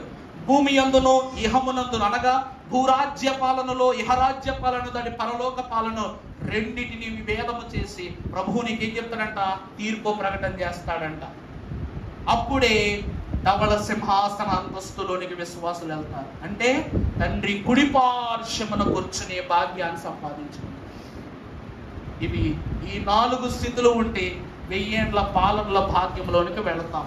ఎందుకనగా ప్రియులారా, ఒక మాట చెప్తాను. అసలు ఈ 1000 ఏండ్ల పాలనలో మనకు ఏం జరుగుతుంది అంటే, సాతానుడు మట్టుగుయ్యలోకి గెట్టేయబడతాడు. కనబడుతుందా మీకు? దూతలు ఏం చేస్తారు? అలాగా సాతానును అగ్నిగుండము వంటి మట్టుగుయ్యలోని గెట్టేస్తారు. సాతాను అలా ఉండడు. సాతాను చూడడానికి దెయ్యం మాదిరి ఉండడు. బొమ్మలు అలా ఉన్నాయి కాబట్టి చూపిస్తున్నా అంతే. మన దృష్టిలో సాతాను రాక్షసుడే కాబట్టి అంతే. సాతానుడు గొప్ప అందగాడు. అర్థమైందండి? వాడు తేజో నక్షత్రము, వేకువ చుక్క. వాడు అంత అందగాడు లేడు. అందుకే వాడి పోలికలు మనం ముఖానికి మేకప్ లేరు రాసుకుంటున్నాం. వాడి బట్టే చూస్తే ఈ సాతాను ఏం చేస్తాడట? మట్టుగొయ్యలో త్రోయబడతాడట. తర్వాత చూస్తే ప్రకటన 23లో ఆ 1000 సంవత్సరములు గడుచు వరకు ఇక జనములు మోసపరచకుండునట్లు దేవుడు అగాధాన్ని ఏం చేస్తాడంట? మూసి దానికి ముద్ర వేశారు. అడ్డు పెప్పటం వాడు కొంచెము కాలం ఇంకా ఏం చేస్తాడు? అక్కడే విడిచిపెట్టబడతాడు. మరి 1000 ఏండ్లు వీడు అగాధంలో ఉన్నాడు. ఆ ముద్ర వేయబడింది. పరలోకములోనికి సంఘం చేర్చబడింది. అక్కడ ముద్ర వేయబడింది. ఇక్కడ వీడి పనిలో శోధన పడుతున్నాడు. మరి మనం అక్కడ ఏం చేయాలి? 1000 ఏండ్లు 1000 ఏండ్లు రాజ్యములో ఉంటాం. రాజ్యములో ఏం చేయాలి అంటే, ఇక్కడ సాతానును నెట్టివేసిన తక్షణమే ప్రభువు పరలోకంలో ఏం మొదలు పెడతారో తెలుసా? సంపూర్ణ సువార్తను చెప్తారంట. ఓ మాట చెప్పనా? వాక్యం చెప్తుంటే అరగంట అని అంటారు. 10 నిమిషాలు అయిన తర్వాత ఎక్కడ చూస్తారు? అదిగో గడియారం వెనకాల చూస్తారు. ఇంకో 10 నిమిషాలు పెరగగానే అంటారు. ఇంకో 10 నిమిషాలు గంట అవగానేనా అనగానే అక్కడి నుంచి గాలి ఇక్కడికి వచ్చి తగులుతున్నారు. ఇంత ఫ్యాన్ ఉన్నా కూడా అంటారు, తగులుతుంది గాలి వచ్చి. కానీ ప్రభు 1000 ఏళ్ళు కూడా సువార్త చెప్తారంట. ఇక్కడ 1 గంట కూర్చోడానికే బాధ. మరి అక్కడ సంపూర్ణ సువార్త. నేను చెప్పట్లా, చూడండి అక్కడ యెషయా గ్రంథం 52:7 సువార్త ప్రకటించుచు, సమాధానము చాటించుచు, సువర్తమానము ప్రకటించుచు, రక్షణ సమాచారము ప్రచురించు వాని పాదములు నీ దేవుడు ఏలుచున్నాడని సియోనుతో చెప్పుచున్న వాని పాదములు పర్వతముల మీద ఎంతో సుందరములై ఉన్నవి. ఈ 1000 ఏళ్ల కాలము దేవుడు ఏం చెప్తారంట? సంపూర్ణ సువార్త. సువార్త అంటే నచ్చింది చెప్పటం, వచ్చింది చెప్పటం కాదు. ఇప్పుడు జకర్యా గురించి నేను చెప్తే మీకు నచ్చుతుందా? నచ్చుతుందా లేదా? జకర్యా గ్రంథ దర్శనాలు నచ్చుతున్నాయా? మరి జకర్యాయే వచ్చి ఈ దర్శనాలు నేను ఇలా చూచానని చెబితే మీకు ఇంకా నచ్చుతుందా లేదా? ఈ 1000 ఏళ్ల పరిపాలనలో హతసాక్షులైన భక్తులు, మృతి చెందిన ప్రవక్తలు, మన పితరులు, పరిశుద్ధులు, ఆత్మీయ జనమైన వారందరూ కూడా దినదిన బోధలు చేస్తారట. విశ్వాసికి జనకసుతాత్మలకు స్తుతులు, సంఘ వధువు వల్ల భూమిని మనసున స్తుతి కార్యము తప్ప పని ఏమున్నది? అర్థమైందా అండి? నువ్వు దేవునితో భక్త పరవశనీయమైన ప్రాప్తములో ప్రవేశించుటకు దానిని పనిగా పెట్టుకుని వెళ్ళి అంతస్తే 1000 ఏళ్ల పాలనలో నిత్య సువార్త ప్రకటన. అసలు సువార్తలు ఎన్నో తెలుసా మీకు? 5 సువార్తలు ఉన్నాయి. ఎన్ని సువార్తలు అండి? వాక్యము మొత్తము అంటే సువార్తలు అంటే 4 పుస్తకాల గురించి చెప్పట్లా నేను. వాక్యమంతటిని కూడా 5 సువార్తలుగా విభజించారు భక్తులు. చూసుకోండి, రాసుకోండి, రెఫరెన్స్ ఇస్తాను. సువార్తలు, మొదటిది దేవుని సువార్త. అది ఏమిటి అనగా ఆది కాండము నుండి మలాకీ గ్రంథము వరకు తండ్రి అయిన దేవుడు మాట్లాడుట, విశ్వాసులు వినుట. ఇదిగో నేను చూడగా ఒక స్వరము నాకు వినబడెను, ఒక స్వరము నాకు వినబడెను అని ఉంటది. మొదటి చూస్తే తెస్సలోనికి రాసిన మొదటి పత్రిక 2వ అధ్యాయం 9 నుండి 13 వచనాలు నేను రెఫరెన్స్లు చూపించేస్తాను, చూసుకోండి. 2వ సువార్త క్రీస్తు ప్రభు యొక్క సువార్త. వాక్యం చెప్తూ ఉంది ఏమిటి అంటే, ప్రభు అయిన యేసు క్రీస్తు ప్రభు ఏ సువార్త చెప్పారట? మార్కు సువార్త తీయడం ఒకసారి 16-15 ఒకసారి చదవండి. మార్కు సువార్త 16వ అధ్యాయం 15 వచనం. మరియు మీరు సర్వలోకమునకు వెళ్ళి సర్వ సృష్టికి నీ సువార్తను. ప్రభువు చెప్పిన ఏకైక సువార్త ఏమిటి అంటే, మీరు తండ్రి యొక్కయు కుమారుని యొక్కయు పరిశుద్ధాత్మ యొక్కయు నామమున మీరేం చేయండి? అనేకులకు బాప్తిస్మం ఇచ్చి తండ్రిలోనికి మీరు వారిని నడిపించండి. ఇది ప్రభువు సువార్త. అందుకే భూమి అంతటిని అపోస్తులైన వారు సంచరించినట్లుగా మన దేశానికి కూడా ఎవరు వచ్చారట? తోమ గారు మన దేశానికి వచ్చారు సువార్త ప్రకటించడం. ఇది క్రీస్తు సువార్త, రక్షణ వార్త. మూడవది రక్షణ సువార్త. మీకు బాగా తెలుసు, సిలువను గూర్చిన వార్త నశించుచున్న వానికి వెర్రితనము గాని, రక్షింపబడిన వానికి దేవుని. మూడవది రక్షణ సువార్త అనగా సిలువ వార్త రక్షణిస్తూ ఉంది. నాలుగవది రాకడ సువార్త. ఇదిగో ఆయన మేఘారూఢుడై వచ్చుచున్నాడు, ప్రతి నేత్రం ఆయన చూస్తుంది, ఆయన పుడిచిన వారు చూచెదరు, భూజనులందరూ రొమ్ము కొట్టుకొనుచు ఆయన ఎదుట అంగలార్చుచు ఏడుస్తారట. ఇది ఏ వార్త? రాకడ, ప్రత్యక్ష రాకడ. చివరిది ఇప్పుడు చెప్పానుగా, నిత్య సువార్త. పేతురు రాసిన 2వ పత్రిక 3వ అధ్యాయం 7వ వచనం చదవండి ఒకసారి.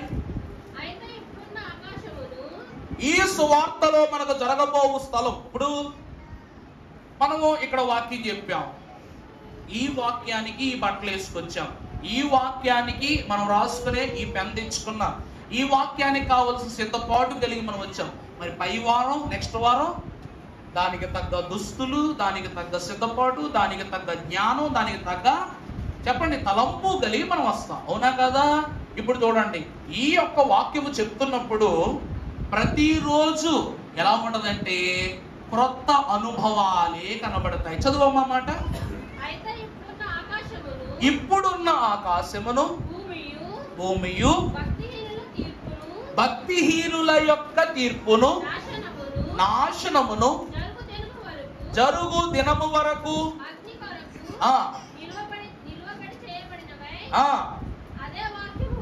అదే వాక్యము వలన.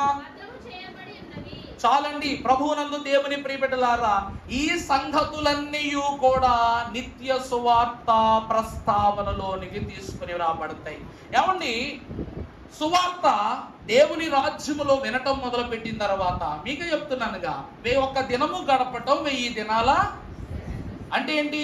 నీకు ఈ ఒక్క రోజు వల్ల 1000 దినాల ఆశీర్వాదం వస్తుంది, నీ ఆయుష్ పెరుగుతుంది దేవునిలో. భూమి మీద కాదు, దేవునిలో పెరుగుతుంది. మరి పరలోకములోనే నువ్వు సువార్త వింటే మరి నీకు ఇంకెన్ని స్థితులు పెరగాలి? ఇది ఏ సువార్త? నిత్య సువార్త. ఈ సువార్త ఆలయంలో వింటేనే 1000 రోజులు. మరి నిత్యము వినే సువార్త అంటే ప్రతి దినము ప్రతి క్షణము దేవుళ్ళలో ఉంటావు. అప్పుడు నీకు 10 ఆశీర్వాదాలు పెరుగుతాయి అంట. ఏడు తెలుసా? చూద్దాం, వాటిలో చూద్దాం. చదువమ్మా. యెషయా గ్రంథం 35వ అధ్యాయం ప్రారంభము నుండి చివరి వరకు. ఇప్పుడు చదవద్దు, అధ్యాయం మొత్తం చదువుకోండి. అందులో మీకు ఏం కనబడదు తెలుసా? మొదటిగా నిత్యస్తుతి. ఆ అధ్యాయానికి 1000 ఏండ్ల పరిపాలన అధ్యాయం అని పేరు. యెషయా గ్రంథం 35వ అధ్యాయం ప్రారంభం నుండి చివరి వరకు 1000 ఏండ్ల స్వీయ పరిపాలన స్థితులకు సంబంధించిన అధ్యాయం. ఆ అధ్యాయంలో ప్రారంభముగా చేసే గొప్ప పరిస్థితి ఏంటంటే, నిత్యము విశ్వాసం ఏం చేస్తారంట? పని ఏమున్నది భక్త జనానికి. రెండవది, ఆ రాజ్యములో 1000 ఏండ్ల పరిపాలనలో ఏముండదు? చీకటి ఉండదు, నిత్యము వెలుగే. మూడవది, ఇక్కడ నువ్వు దగ్గొచ్చి ఆగిపోతున్నావు, భయమే సాగిపోతున్నావు, బాధతో ఆగిపోతున్నావు, శోధనలతో ఆగిపోతున్నావు, అవసరతలు బట్టి ఆగిపోతున్నావు. కానీ అక్కడ నీ పనే దేవుణ్ణి స్తుతించుకోవు. అప్పుడు నీకు దేవుడు ఏమిస్తాడంట? నిత్యారోగ్యమును. ఆ దేశములో రోగములు ఉండవు, కరువులు ఉండవు, కష్టాలు ఉండవు. నాలుగవది చూసినట్లయితే విశ్వాసం ఏం చేస్తాడంట? నిత్యము ఫలిస్తూనే ఉంటాడంట. ఐదవది, నిత్య ఇక దేవుని రాజ్యమును గాని దేవుని యొక్క అంతస్తును గాని విడిచి విశ్వాసాన్ని దేవుడు విడిచిపెట్టడు. ఆరవది, నిత్య శాంతి. కష్టాలు ఉండవు, కన్నీళ్ళు ఉండవు. ఏడవది, నిత్యానందం. ప్రభు ఏమన్నారు? నిత్యానందము సత్యానందము నీలోనే నేను అత్యానందం అగుపడుచుంటును ఆలోచించుచున్న. అత్యానందం అంటే ఏంటి? లోకం ద్వారా కలిగేటువంటి స్థితులు, మనుషుల ద్వారా కలగబోయే స్థితులు ఏం చేస్తాయి? బయటకు అగుపడిపోతా ఉంటాయి, బయటపడిపోతాడు. కానీ అక్కడ దేవుడే నీకు ఆనందం. తర్వాత 8వది, నిత్య ఐక్యత. అక్కడ వారు లేరు వీరు లేరు, అందరము కూడా ఏమై ఉన్నాం, ఇక్కడను పైనక్కడను ఒక్క కుటుంబమే. తర్వాత నిత్య ఆశీర్వాదం. నువ్వు ఇప్పుడు ప్రార్థన చేసుకుంటావు పుట్టినరోజుకి, నాయన సంవత్సరాది నుండి అంత్యము వరకు నీ దయాకిరీటం నా బిడ్డపై ధరించి, మరలా పుట్టినరోజు వచ్చేంత వరకు ఈ ప్రార్థన ఫలానలా దీవెనగా ఉంచుతాం. మరలా పుట్టినరోజులోకి రాగానే మరలా ఇంకో వత్సర దీవెన. కానీ 1000 ఏండ్లలో విశ్వాసి తలంపు మీద నుంచి కానీ ఆలోచన మీద నుండి కానీ దేవుని ఆశీర్వాదం పోదట, అభిషేకం పోదట. వాడు అలాగే ఉంటాడు. దేవుడు వాళ్ళని ఆశీర్వదిస్తూనే ఉంటాడు. ఎందుకంటే ఆ వీధులన్నీ కూడా మహిమతోనే ఉంటాయి కాబట్టి. చివరిది, నిత్య జీవము. ఇశ్రాయేలు ప్రజలు 40 దినములు పాదమరగకుండగా, చొక్కా మాయకుండగా, తల వెంట్రుక నెరవకుండగా 40 సంవత్సరాలు మన్నా ద్వారా వారు పోషింపబడినట్లు 1000 ఏళ్ళు నీ దేహము నీకు కలిగిన శోధన ఏది కూడా ఏమవు చెప్పండి? కించిత్తైనను వెనకబడదు. నువ్వు నిత్య ఫలముతో జీవింపబడతావు. ఈ 10 స్థితులు 1000 ఏండ్ల పాలనలో మనకు ఉండబోతూ ఉన్నాయి. చూస్తే ప్రభునందు ప్రియబిడ్డలారా, యెషయా గ్రంథం 65వ అధ్యాయం 17వ వచనం చదివితే, ఇదిగో నేను ప్రభువు ఏం చేస్తున్నారంట? క్రొత్త ఆకాశమును క్రొత్త భూమిని చూచి తిని అని చదువుకుంటున్నావు ప్రకటన గ్రంథములో. కానీ ఇక్కడ సృజిస్తూ ఉన్నారు. అక్కడ ఎలా ఉండబోతుందంటే, మునుపటివి మరువబడును. అర్థమైపోయిందా నీకు? అప్పుడు ఎవరైనా క్రొత్త ప్రసంగంలో చెప్పారు, క్రొత్త ఆకాశం క్రొత్త భూమి. ఎందుకంటే ఈ భూమి మీద ఉన్నవన్నీ గతించిపోతాయి, అక్కడ నూతనమైన స్థితిలో నువ్వు ఉంటావు. ఇక నీకు ఆ దృష్టి జ్ఞాపకమే రాదు. మనం ఇప్పుడప్పుడు అనుకుంటాం, మా అమ్మగారు లేక మా మామగారు మా తాతగారు వీళ్ళందరూ పరలోకంలో ఉన్నారు కదా అని పాడుకుంటారు. మీరు కొన్నిసార్లు ఏమనుకుంటారు? పరలోకమున పరిశుద్ధులు నీ కొరకై ఏం చేస్తారంట? ప్రార్థన విజ్ఞాపన చేస్తారు. నీ కొరకై అంటే నీ ఇంటోళ్ళ కోసం కాదు, అక్కడ అందరూ దేవుని సంఘమే. అంటే నీ వంశం కోసం వాళ్ళు ఎవరు ప్రార్థన చేయరు. సకల వంశములు దేవుని వంశముగా ఉండునట్లు వాళ్ళు ప్రార్థన చేస్తారు. నీ ఇంటి పక్కోడు ఉంటాడు, నీ ఇంటి ఎదురుకున్నప్పుడు ఉంటాడు, వెనకున్నోళ్ళు కూడా ఉంటారు, అందులో అందరూ ఉంటారు. అంతే తప్ప మా తాత నా కోసమే ప్రార్థన చేస్తాడు తప్పు. ఎందుకంటే వాళ్ళు ఒక్కసారి దేవుని రాజ్యంలో అడుగు పెడితే మునుపటి విషయాలన్నీ మరువబడును, జ్ఞాపకమునకు రావు. నేను సృజించుతున్న దానిని గురించి మీరు ఎల్లప్పుడూ హర్షించి ఆనందించుడు. ఎందుకనగా నిశ్చయముగా నేను యెరూషలేమును ఆనందకరమైన స్థలముగాను ఆమె ప్రజలు హర్షించు వారిగాను. నూతన యెరూషలేము ఎలా ఉంటదంట? ఆనంద దేశముగా ఉంటదట. ఆమె ప్రజలు అనగా వధువు సంఘము. ఆమె అంటే ఎవరండి? వధువు సంఘము. తన బిడ్డలై ఉన్న మనం అసలైన మగబిడ్డ. మనం ఎవరవుతామంట? అసలైన మగబిడ్డగా మార్చబడిన మనకు ఆ రాజ్యం ఎలా ఉంటది? హర్షించే రాజ్యం, అనగా గర్వపడే రీతిగా ఆ యొక్క రాజ్యాన్ని సృజిస్తాడంట దేవుడు. మూడవది చూస్తే, నేను యెరూషలేమును గూర్చి ఆనందించదును, నా జనులను గూర్చి నీ హర్షించదును. రోదనధ్వనియు విలాపధ్వనియులు దానిలో అవుతుందా? మూడవది, కన్నీళ్ళు ఉండవు, దుఃఖం ఉండవు, శోధన ఉండదు, ఏమీ ఆ దేశంలో ఉండవంట. వాళ్ళకున్న ఒకే ఒక్క స్థితి దేవునిని బట్టి ఆనందపడటమే. చివరి స్థితి అక్కడ ఇకను కనబడుతుందా మీకు ఆ మాట? సరే చూడండి, 1000 ఏండ్ల కాలంలో 1000 ఏళ్ళు నువ్వు బ్రతుకుతావు. ఎలా బ్రతుకుతావు? అక్కడ ఎవరుంటారంటే, చెప్తున్నాను కదా, ఇక్కడ విత్తింది అక్కడ కోస్తారని. అదే అక్కడ ఇకను కొద్ది దినములే బ్రతుకు శిశువులు ఉండరు, పిల్లలు పుట్టిట్లోనే చనిపోయే పిల్లలు అక్కడ ఉండరంట. ఎందుకు? కాలము నందని ముసలివారు ఉండరు, బాలురు పిల్లలు ఎంతకాలం బతుకుతారంట? ఒక పిల్లోడి వయస్సు పరలోకములో 1000 ఏండ్ల కాలంలో ఎంత వయస్సు కాలం బతుకుతారంట? 1000 ఏళ్ళు. 1000 ఏండ్ల స్వీయ పరిపాలనలో మనుషులు చనిపోరు అని అనొద్దు, చనిపోతారు. పిల్లలు ఎంతకాలం బతుకుతారంట? 100 సంవత్సరాలు బతుకుతారంట. ముసలోళ్ళు కూడా ఉంటారంట అక్కడ. తర్వాత చూద్దాం, వయస్సు గలవారై చనిపోవుదురు. అర్థమైందండి? 100 సంవత్సరముల వయస్సు గలవారై పిల్లలు ఏమవుతారంట? చనిపోవుదురు. పాపాత్ముడైన శాపగ్రస్తుడగు వాడు సహితము. అబ్బో, 1000 ఏండ్ల కాలములో కూడా ఏముంటదంట? ఏముంటది? పాపం ఉంటది. ఆ పాపం చేసినోడు కూడా ఎంతకాలం బతుకుతాడంట? 100 సంవత్సరాలు. అర్థమైందండి? అందుకే చెప్తున్నా, 1000 ఏళ్ల పరిపాలన తర్వాత చివరి తీర్పు, అంత్య తీర్పు. ఇది తండ్రి నియమించిన తీర్పు. ఇక్కడ మాట్లాడడానికి ఏముండదు. అన్ని పుస్తకాలు ఎదురుగేసుకుని కూర్చుంటాడు, రాతపూతలు అన్ని ఎదురుగా ఉంటాయి. సంఘముగానో సమాజముగానో సుస్వర సంపన్నుడగు దేవుని ఎదుట నిలబడిన నువ్వు సాక్షిగా నిలబడాలో దోషిగా నిలబడాలో నిర్ణయించబడే 1000 ఏండ్ల పాలనలో పాలించాడు అంటే అన్ని చోట్ల ఉండదు. ప్రభుత్వం పాలిస్తుంది. ఈ పాలనలో మంచోళ్ళు పెరుగుతున్నారు, చెడ్డోళ్ళు పెరుగుతున్నారు, టెర్రరిస్టులు వస్తున్నారు, దొంగతనాలు జరుగుతున్నాయి. మీ ఫ్రీ బస్సులు పుణ్యమా అని ఇప్పటికి 18 దొంగతనాలు జరుగుతున్నాయి. నిజమే. ఎవరు చెప్పుకోవాలి? తోటి మహిళలను అనుమానించాలా? కండక్టరే దొబ్బేసాడని చెప్పాలా? ప్రభుత్వాన్నే తిట్టాలా? అందరూ ఒక బస్సులో కుక్కుతున్నారు, ఫ్రీ ఫ్రీ ఫ్రీ అంటున్నారు. ఫ్రీ అంటంతో టికెట్కి తెచ్చుకున్న డబ్బులన్నీ ప్రయాణాలకు వెళ్ళడానికి పెట్టుకుంటున్నారు, బంగారాలు వేసుకుని వెళ్తున్నారు. వాళ్ళు ఏం చేస్తున్నారంట? దోచేస్తున్నారు. ఒక పాప చచ్చిపోయిందండి, మీకు తెలుసా? ఒక పాప ఇరకాటంలో చనిపోయిందంట. మరి ఎంత ఘోరమో చూడండి. కష్టమైనా సరే కొన్ని క్లిష్ట స్థితులను దాటి వెళ్ళిపోవాలి. అందువలన ఆ దేశంలో ఏముంటదంట? ఎలాగైతే ఇక్కడ పాలనలో మంచి చెట్లు ఉన్నాయో, దేవుని పాలనలో మంచి ఊరు ఉంటారంట, చెడ్డవారు ఉంటారు. అక్కడ కూడా పాపము చేసినోడు కూడా ఎన్నేళ్ళు బతుకుతాడంట? అది 1000 ఏండ్ల పాలన అంటే. మరి ఎంత స్థితి ఉంది? ఈ పాలనలో ఉండాలి, మంచి చూడాలి, మంచి వాళ్ళమనే సాక్ష్యమే పొందాలి. చివరిగా మనం చూసినట్లయితే 1000 ఏండ్లలో ఏమి ఉండవంటే యుద్ధాలు ఉండవు. ఈ 1000 ఏళ్ల కాలంలో ఏముండవండి? యుద్ధములు ఉండవు.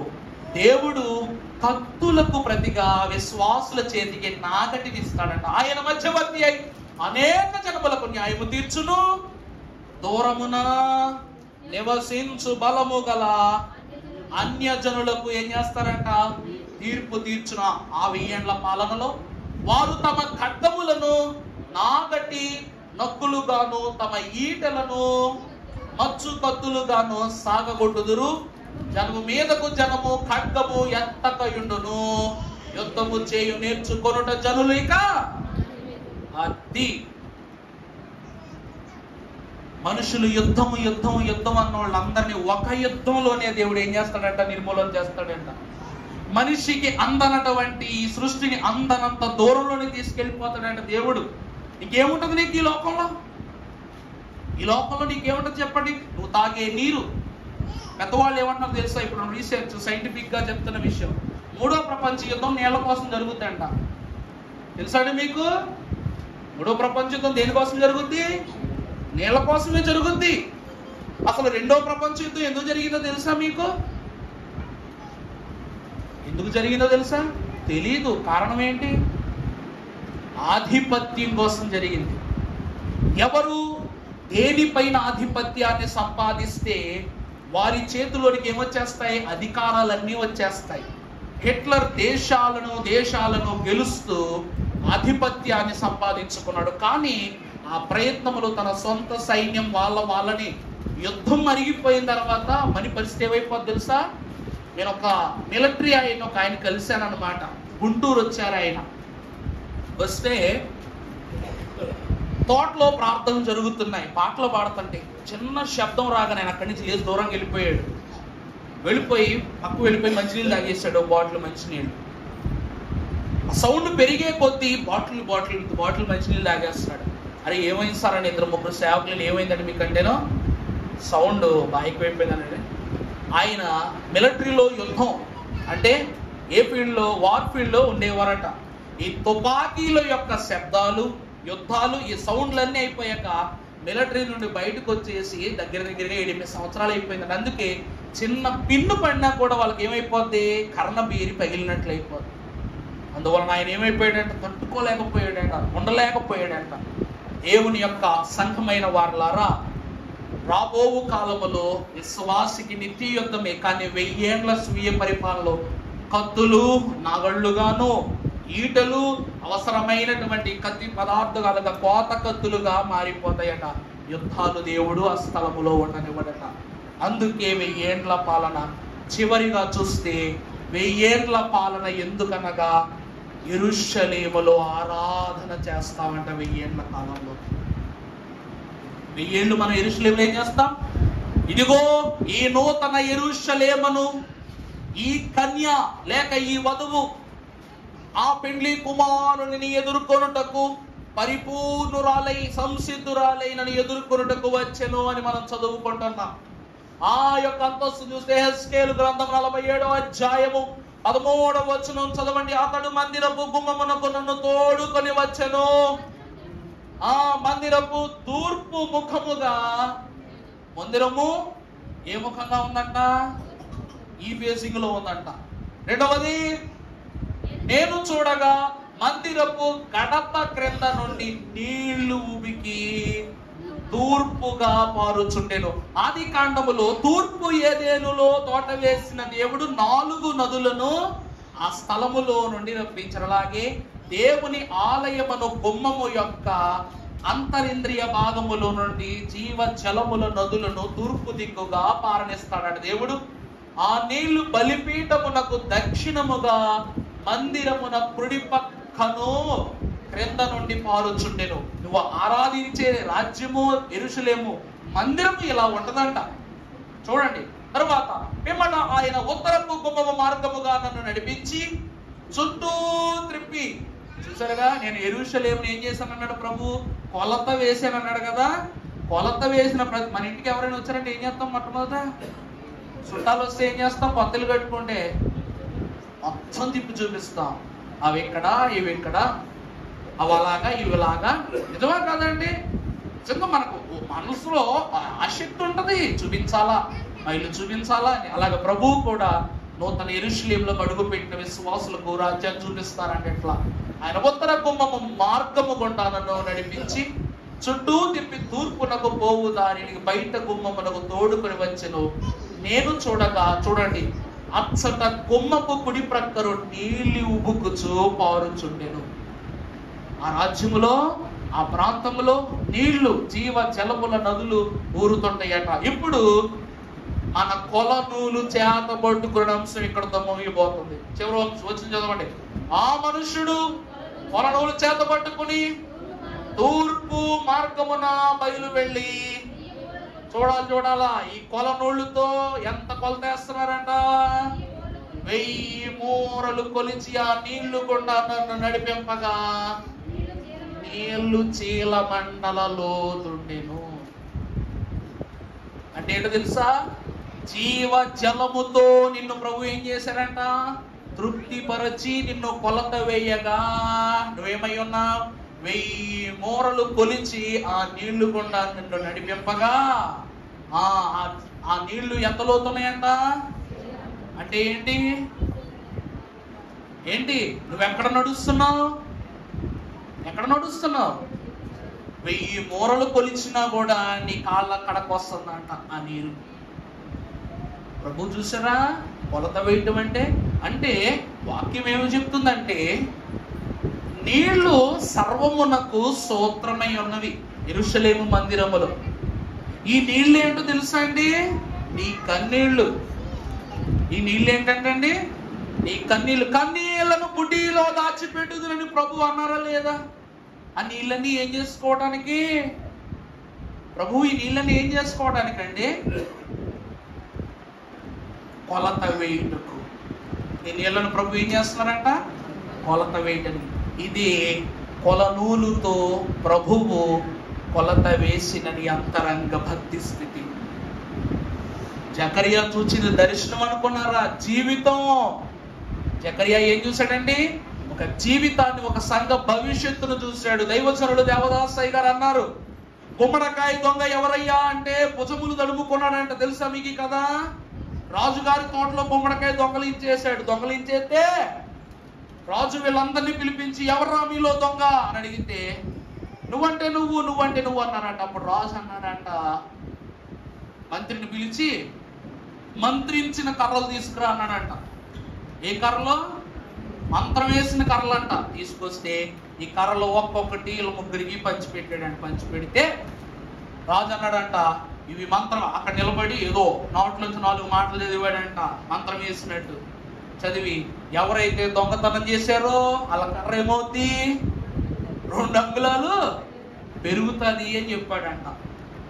చెప్తే అసలు దొంగ ఏం చేసి ఇంటికి వెళ్ళిపోయి, అమ్మో నా కర్ర పెరిగిపోతాయేమో, నేను దొరికిపోతానేమో, ఏదోటి చేయాలని చెప్పేసి ఆ కర్ర 2 అంగుళాలు ఇరగొట్టేశాడంట. ఇరగొట్టేసి తర్వాత రోజు సపోజ్ ధైర్యంగా చూపించాడంట కర్ర. అందరి కర్రలు అలాగే ఉన్నాయి, వీడి కర్ర మాత్రం. అంటే వాని పాపాన్ని, వాని దోషాన్ని, వాని క్రియను, ఇప్పుడు దొంగతనం చేసిన విషయం నీకు తెలియకపోవచ్చు, వాడికి తెలియకపోవచ్చు, నీకు తెలుసు కదా. నీ అంతరంగమునందున నీ మనస్సాక్షికి తెలుసు కదా. నీ కన్నీళ్ళు నీ మనస్సాక్షికి గుర్తు. ఆ మనస్సాక్షిని దేవుడు ఏం చేస్తున్నాడంట? కొలత వేస్తూ ఉన్నాడు. అందుకే మనిషి ఒంట్లో ఎక్కడ దెబ్బ తగిలినా రక్తమే వస్తుంది, కానీ హృదయము గాయమైన నాడు మాత్రమే కన్నీటి శోధన దేవుని ఎదుటకు పరచబడింది. ఇది దేవుని రాజ్యమునకు సూక్ష్మ స్థానం. అందుకే కన్నీళ్లు క్షమాపణ గుర్తు. ఎంతో మంది ఎన్నో అర్పణలు ఇచ్చిన స్వీకరించని ప్రభువు మగ్దలేని మరియ 2 కన్నీటి పొట్ల యొక్క వేదనకు ప్రభు ఏం చేశాడంట? తక్షణమే క్షమాపణ ఇచ్చాడు. కారణం ఏమిటి తెలుసా? ప్రభువు కొలత వేస్తూ ఉన్నారు కన్నీళ్ళు. అందుకే ప్రియులారా, కొలనూలుతో దేనిని కొలత వేస్తున్నాడు అనగా నీ భక్తిని, నీ విశ్వాసాన్ని, నీ మనస్సాక్షిని. ఈరోజు నువ్వు దేవుని విందందుకుంటున్నావు, ఎలా విందందుకుంటున్నావో కూడా కొలతేసుకుంటాడు ప్రభువు. మీరు నమ్మితే నమ్మండి. కొంతమంది మన ఇంటికి వచ్చారనుకోండి, ఎంత తింటున్నారో చూస్తాం మనం. తప్పు అనుకోకుండా మనసాక్షిగా ఎందుకు చెప్తున్నా, వీళ్ళు ఎంత తింటున్నారో అనుకుంటాం. మనం ఓ ఫంక్షన్ పెట్టుకున్నప్పుడు ఒక 200 మందికి ఎస్టిమేషన్ వేసుకుంటే 300 మంది వస్తే ఎంతమంది వచ్చేసారు అనుకుంటాం. ఇది మన యొక్క ఇది. అలాగే ప్రభు కూడా ఆయన అందించుతున్న విందు కూడా తన బిడ్డలు ఎలా తింటున్నారో, ఎలా పుచ్చుకుంటున్నారో, మిగిలి అపేక్షిస్తున్నారో ప్రభు కూడా ఏం చేస్తారంట? కొలతేస్తారంట. అందుకే జకర్యాకు చెప్తున్న మాట, అంత్యకాలమునందు యెరూషలేము మహిమలో ప్రవేశించు జనమై ఉన్న మనము దేవుని చేత ప్రతి అణువణువు ఏం చేయబోతున్నాం? జీవనదిని నా హృదయములో ప్రవహింపజేయ. ఎందుకు ప్రవహింపజేయాలి? ఎందుకు ప్రవహింపజేయాలి? నీ శరీర క్రియలన్నీ కూడా తొలగించడానికి, నీకు ఆత్మీయ వరాలు కలిగించటానికి, ఎండిన ఎముకలను చిగురింపచేయటానికి, కూలిన నీ దేశమును నీ స్వాస్థ్యమును తిరిగి నిలబెట్టడానికి జీవజలమును సంపాదించుకోవాలంటే నీ కన్నీటి సాక్ష్యము దేవుడు సంపాదించుకోవాలి. అందుకే దేవుని ప్రియబిడ్డలారా, ఈ వాక్యము ద్వారా 1000 ఏళ్ల పరిపాలనలో సంపాదకముగా ప్రవేశించు మనకు ఈ అంశము ద్వారా సంపూర్ణ స్వాస్థ్యమును సాక్ష్యముగా తండ్రి అందించును గాక. ఆమేన్. ఈ నోట్స్ రాయడానికి నాకు రాత్రి 2:30 అయింది ఇలా తయారు చేయడానికి. మీ కంటాన్ని నాదే, నేను ఇంకెంత తీసుకోవాలి? ఇలా చెప్తున్నానంటే మనసులో దయచేసి అనుకోవద్దమ్మా. ఒక రోజు వచ్చినప్పుడు గొంతు చించుకు నరిసినా కూడా బోధ కనబడదు, బోధకుడు కనబడ్డు, నీ చేతిలో వాక్యం నీ కంటికి కానరాకుండా వెళ్ళిపోద్ది. ఆ రోజు వచ్చిన రోజు నీ మొర ఎప్పుడు ఎండో, నీ కన్నీళ్ళు ఎప్పుడో చూడు, అవి కేవలం నేలను పడి అదృశ్యమైపోయే స్థితిగా మిగిలిపోతాయి. దేవుడు అలాగునుండకుండగా ఈ 1000 ఏండ్ల పాలనలో 5 అంతస్తులలో తన యొక్క మహిమను మనకు రుచి చూపించి అంత్య తీర్పులో సాక్షులుగా రక్షణ సమూహముగా ప్రభు మన వద్ద చేసి ఆయన కొలనూలుతో కొలత వేసి మనందరినీ సరి అయిన స్థితిలో నిలవబెట్టి దీవించును గాక. ఆమేన్. దయగల మా దేవా తండ్రి వందనములు. అయ్యా నీ సాక్ష్యము సత్యము.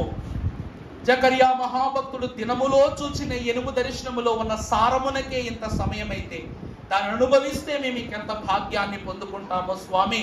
తండ్రి 1000 ఏండ్ల మహిమ, 1000 ఏండ్ల కరుణ, 1000 ఏండ్ల స్వాస్యము, 1000 ఏండ్ల విందు, 1000 ఏండ్లు నీ ప్రభావ ఆశీర్వాదము కనుగొననయ్యున్న మాకు ఈ దినమే నీ స్వాస్య ధన్యతలను రుచి చూపించి మమ్మల్ని అందరినీ పరిశుద్ధపరచుమని, కీడు లేని మేలైన లోకమునకు మమ్మల్ని శీఘ్రముగా కొనిపోవనయ్యున్న యేసు నామమున మిక్కిలి వినయముగా బ్రతిమలాడి వేడుకొనుచున్నాము తండ్రి.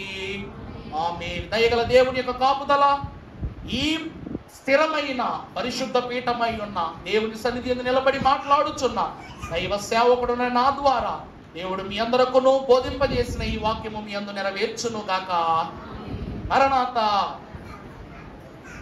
కానుక సమర్పణ జరిగించుకుందాము.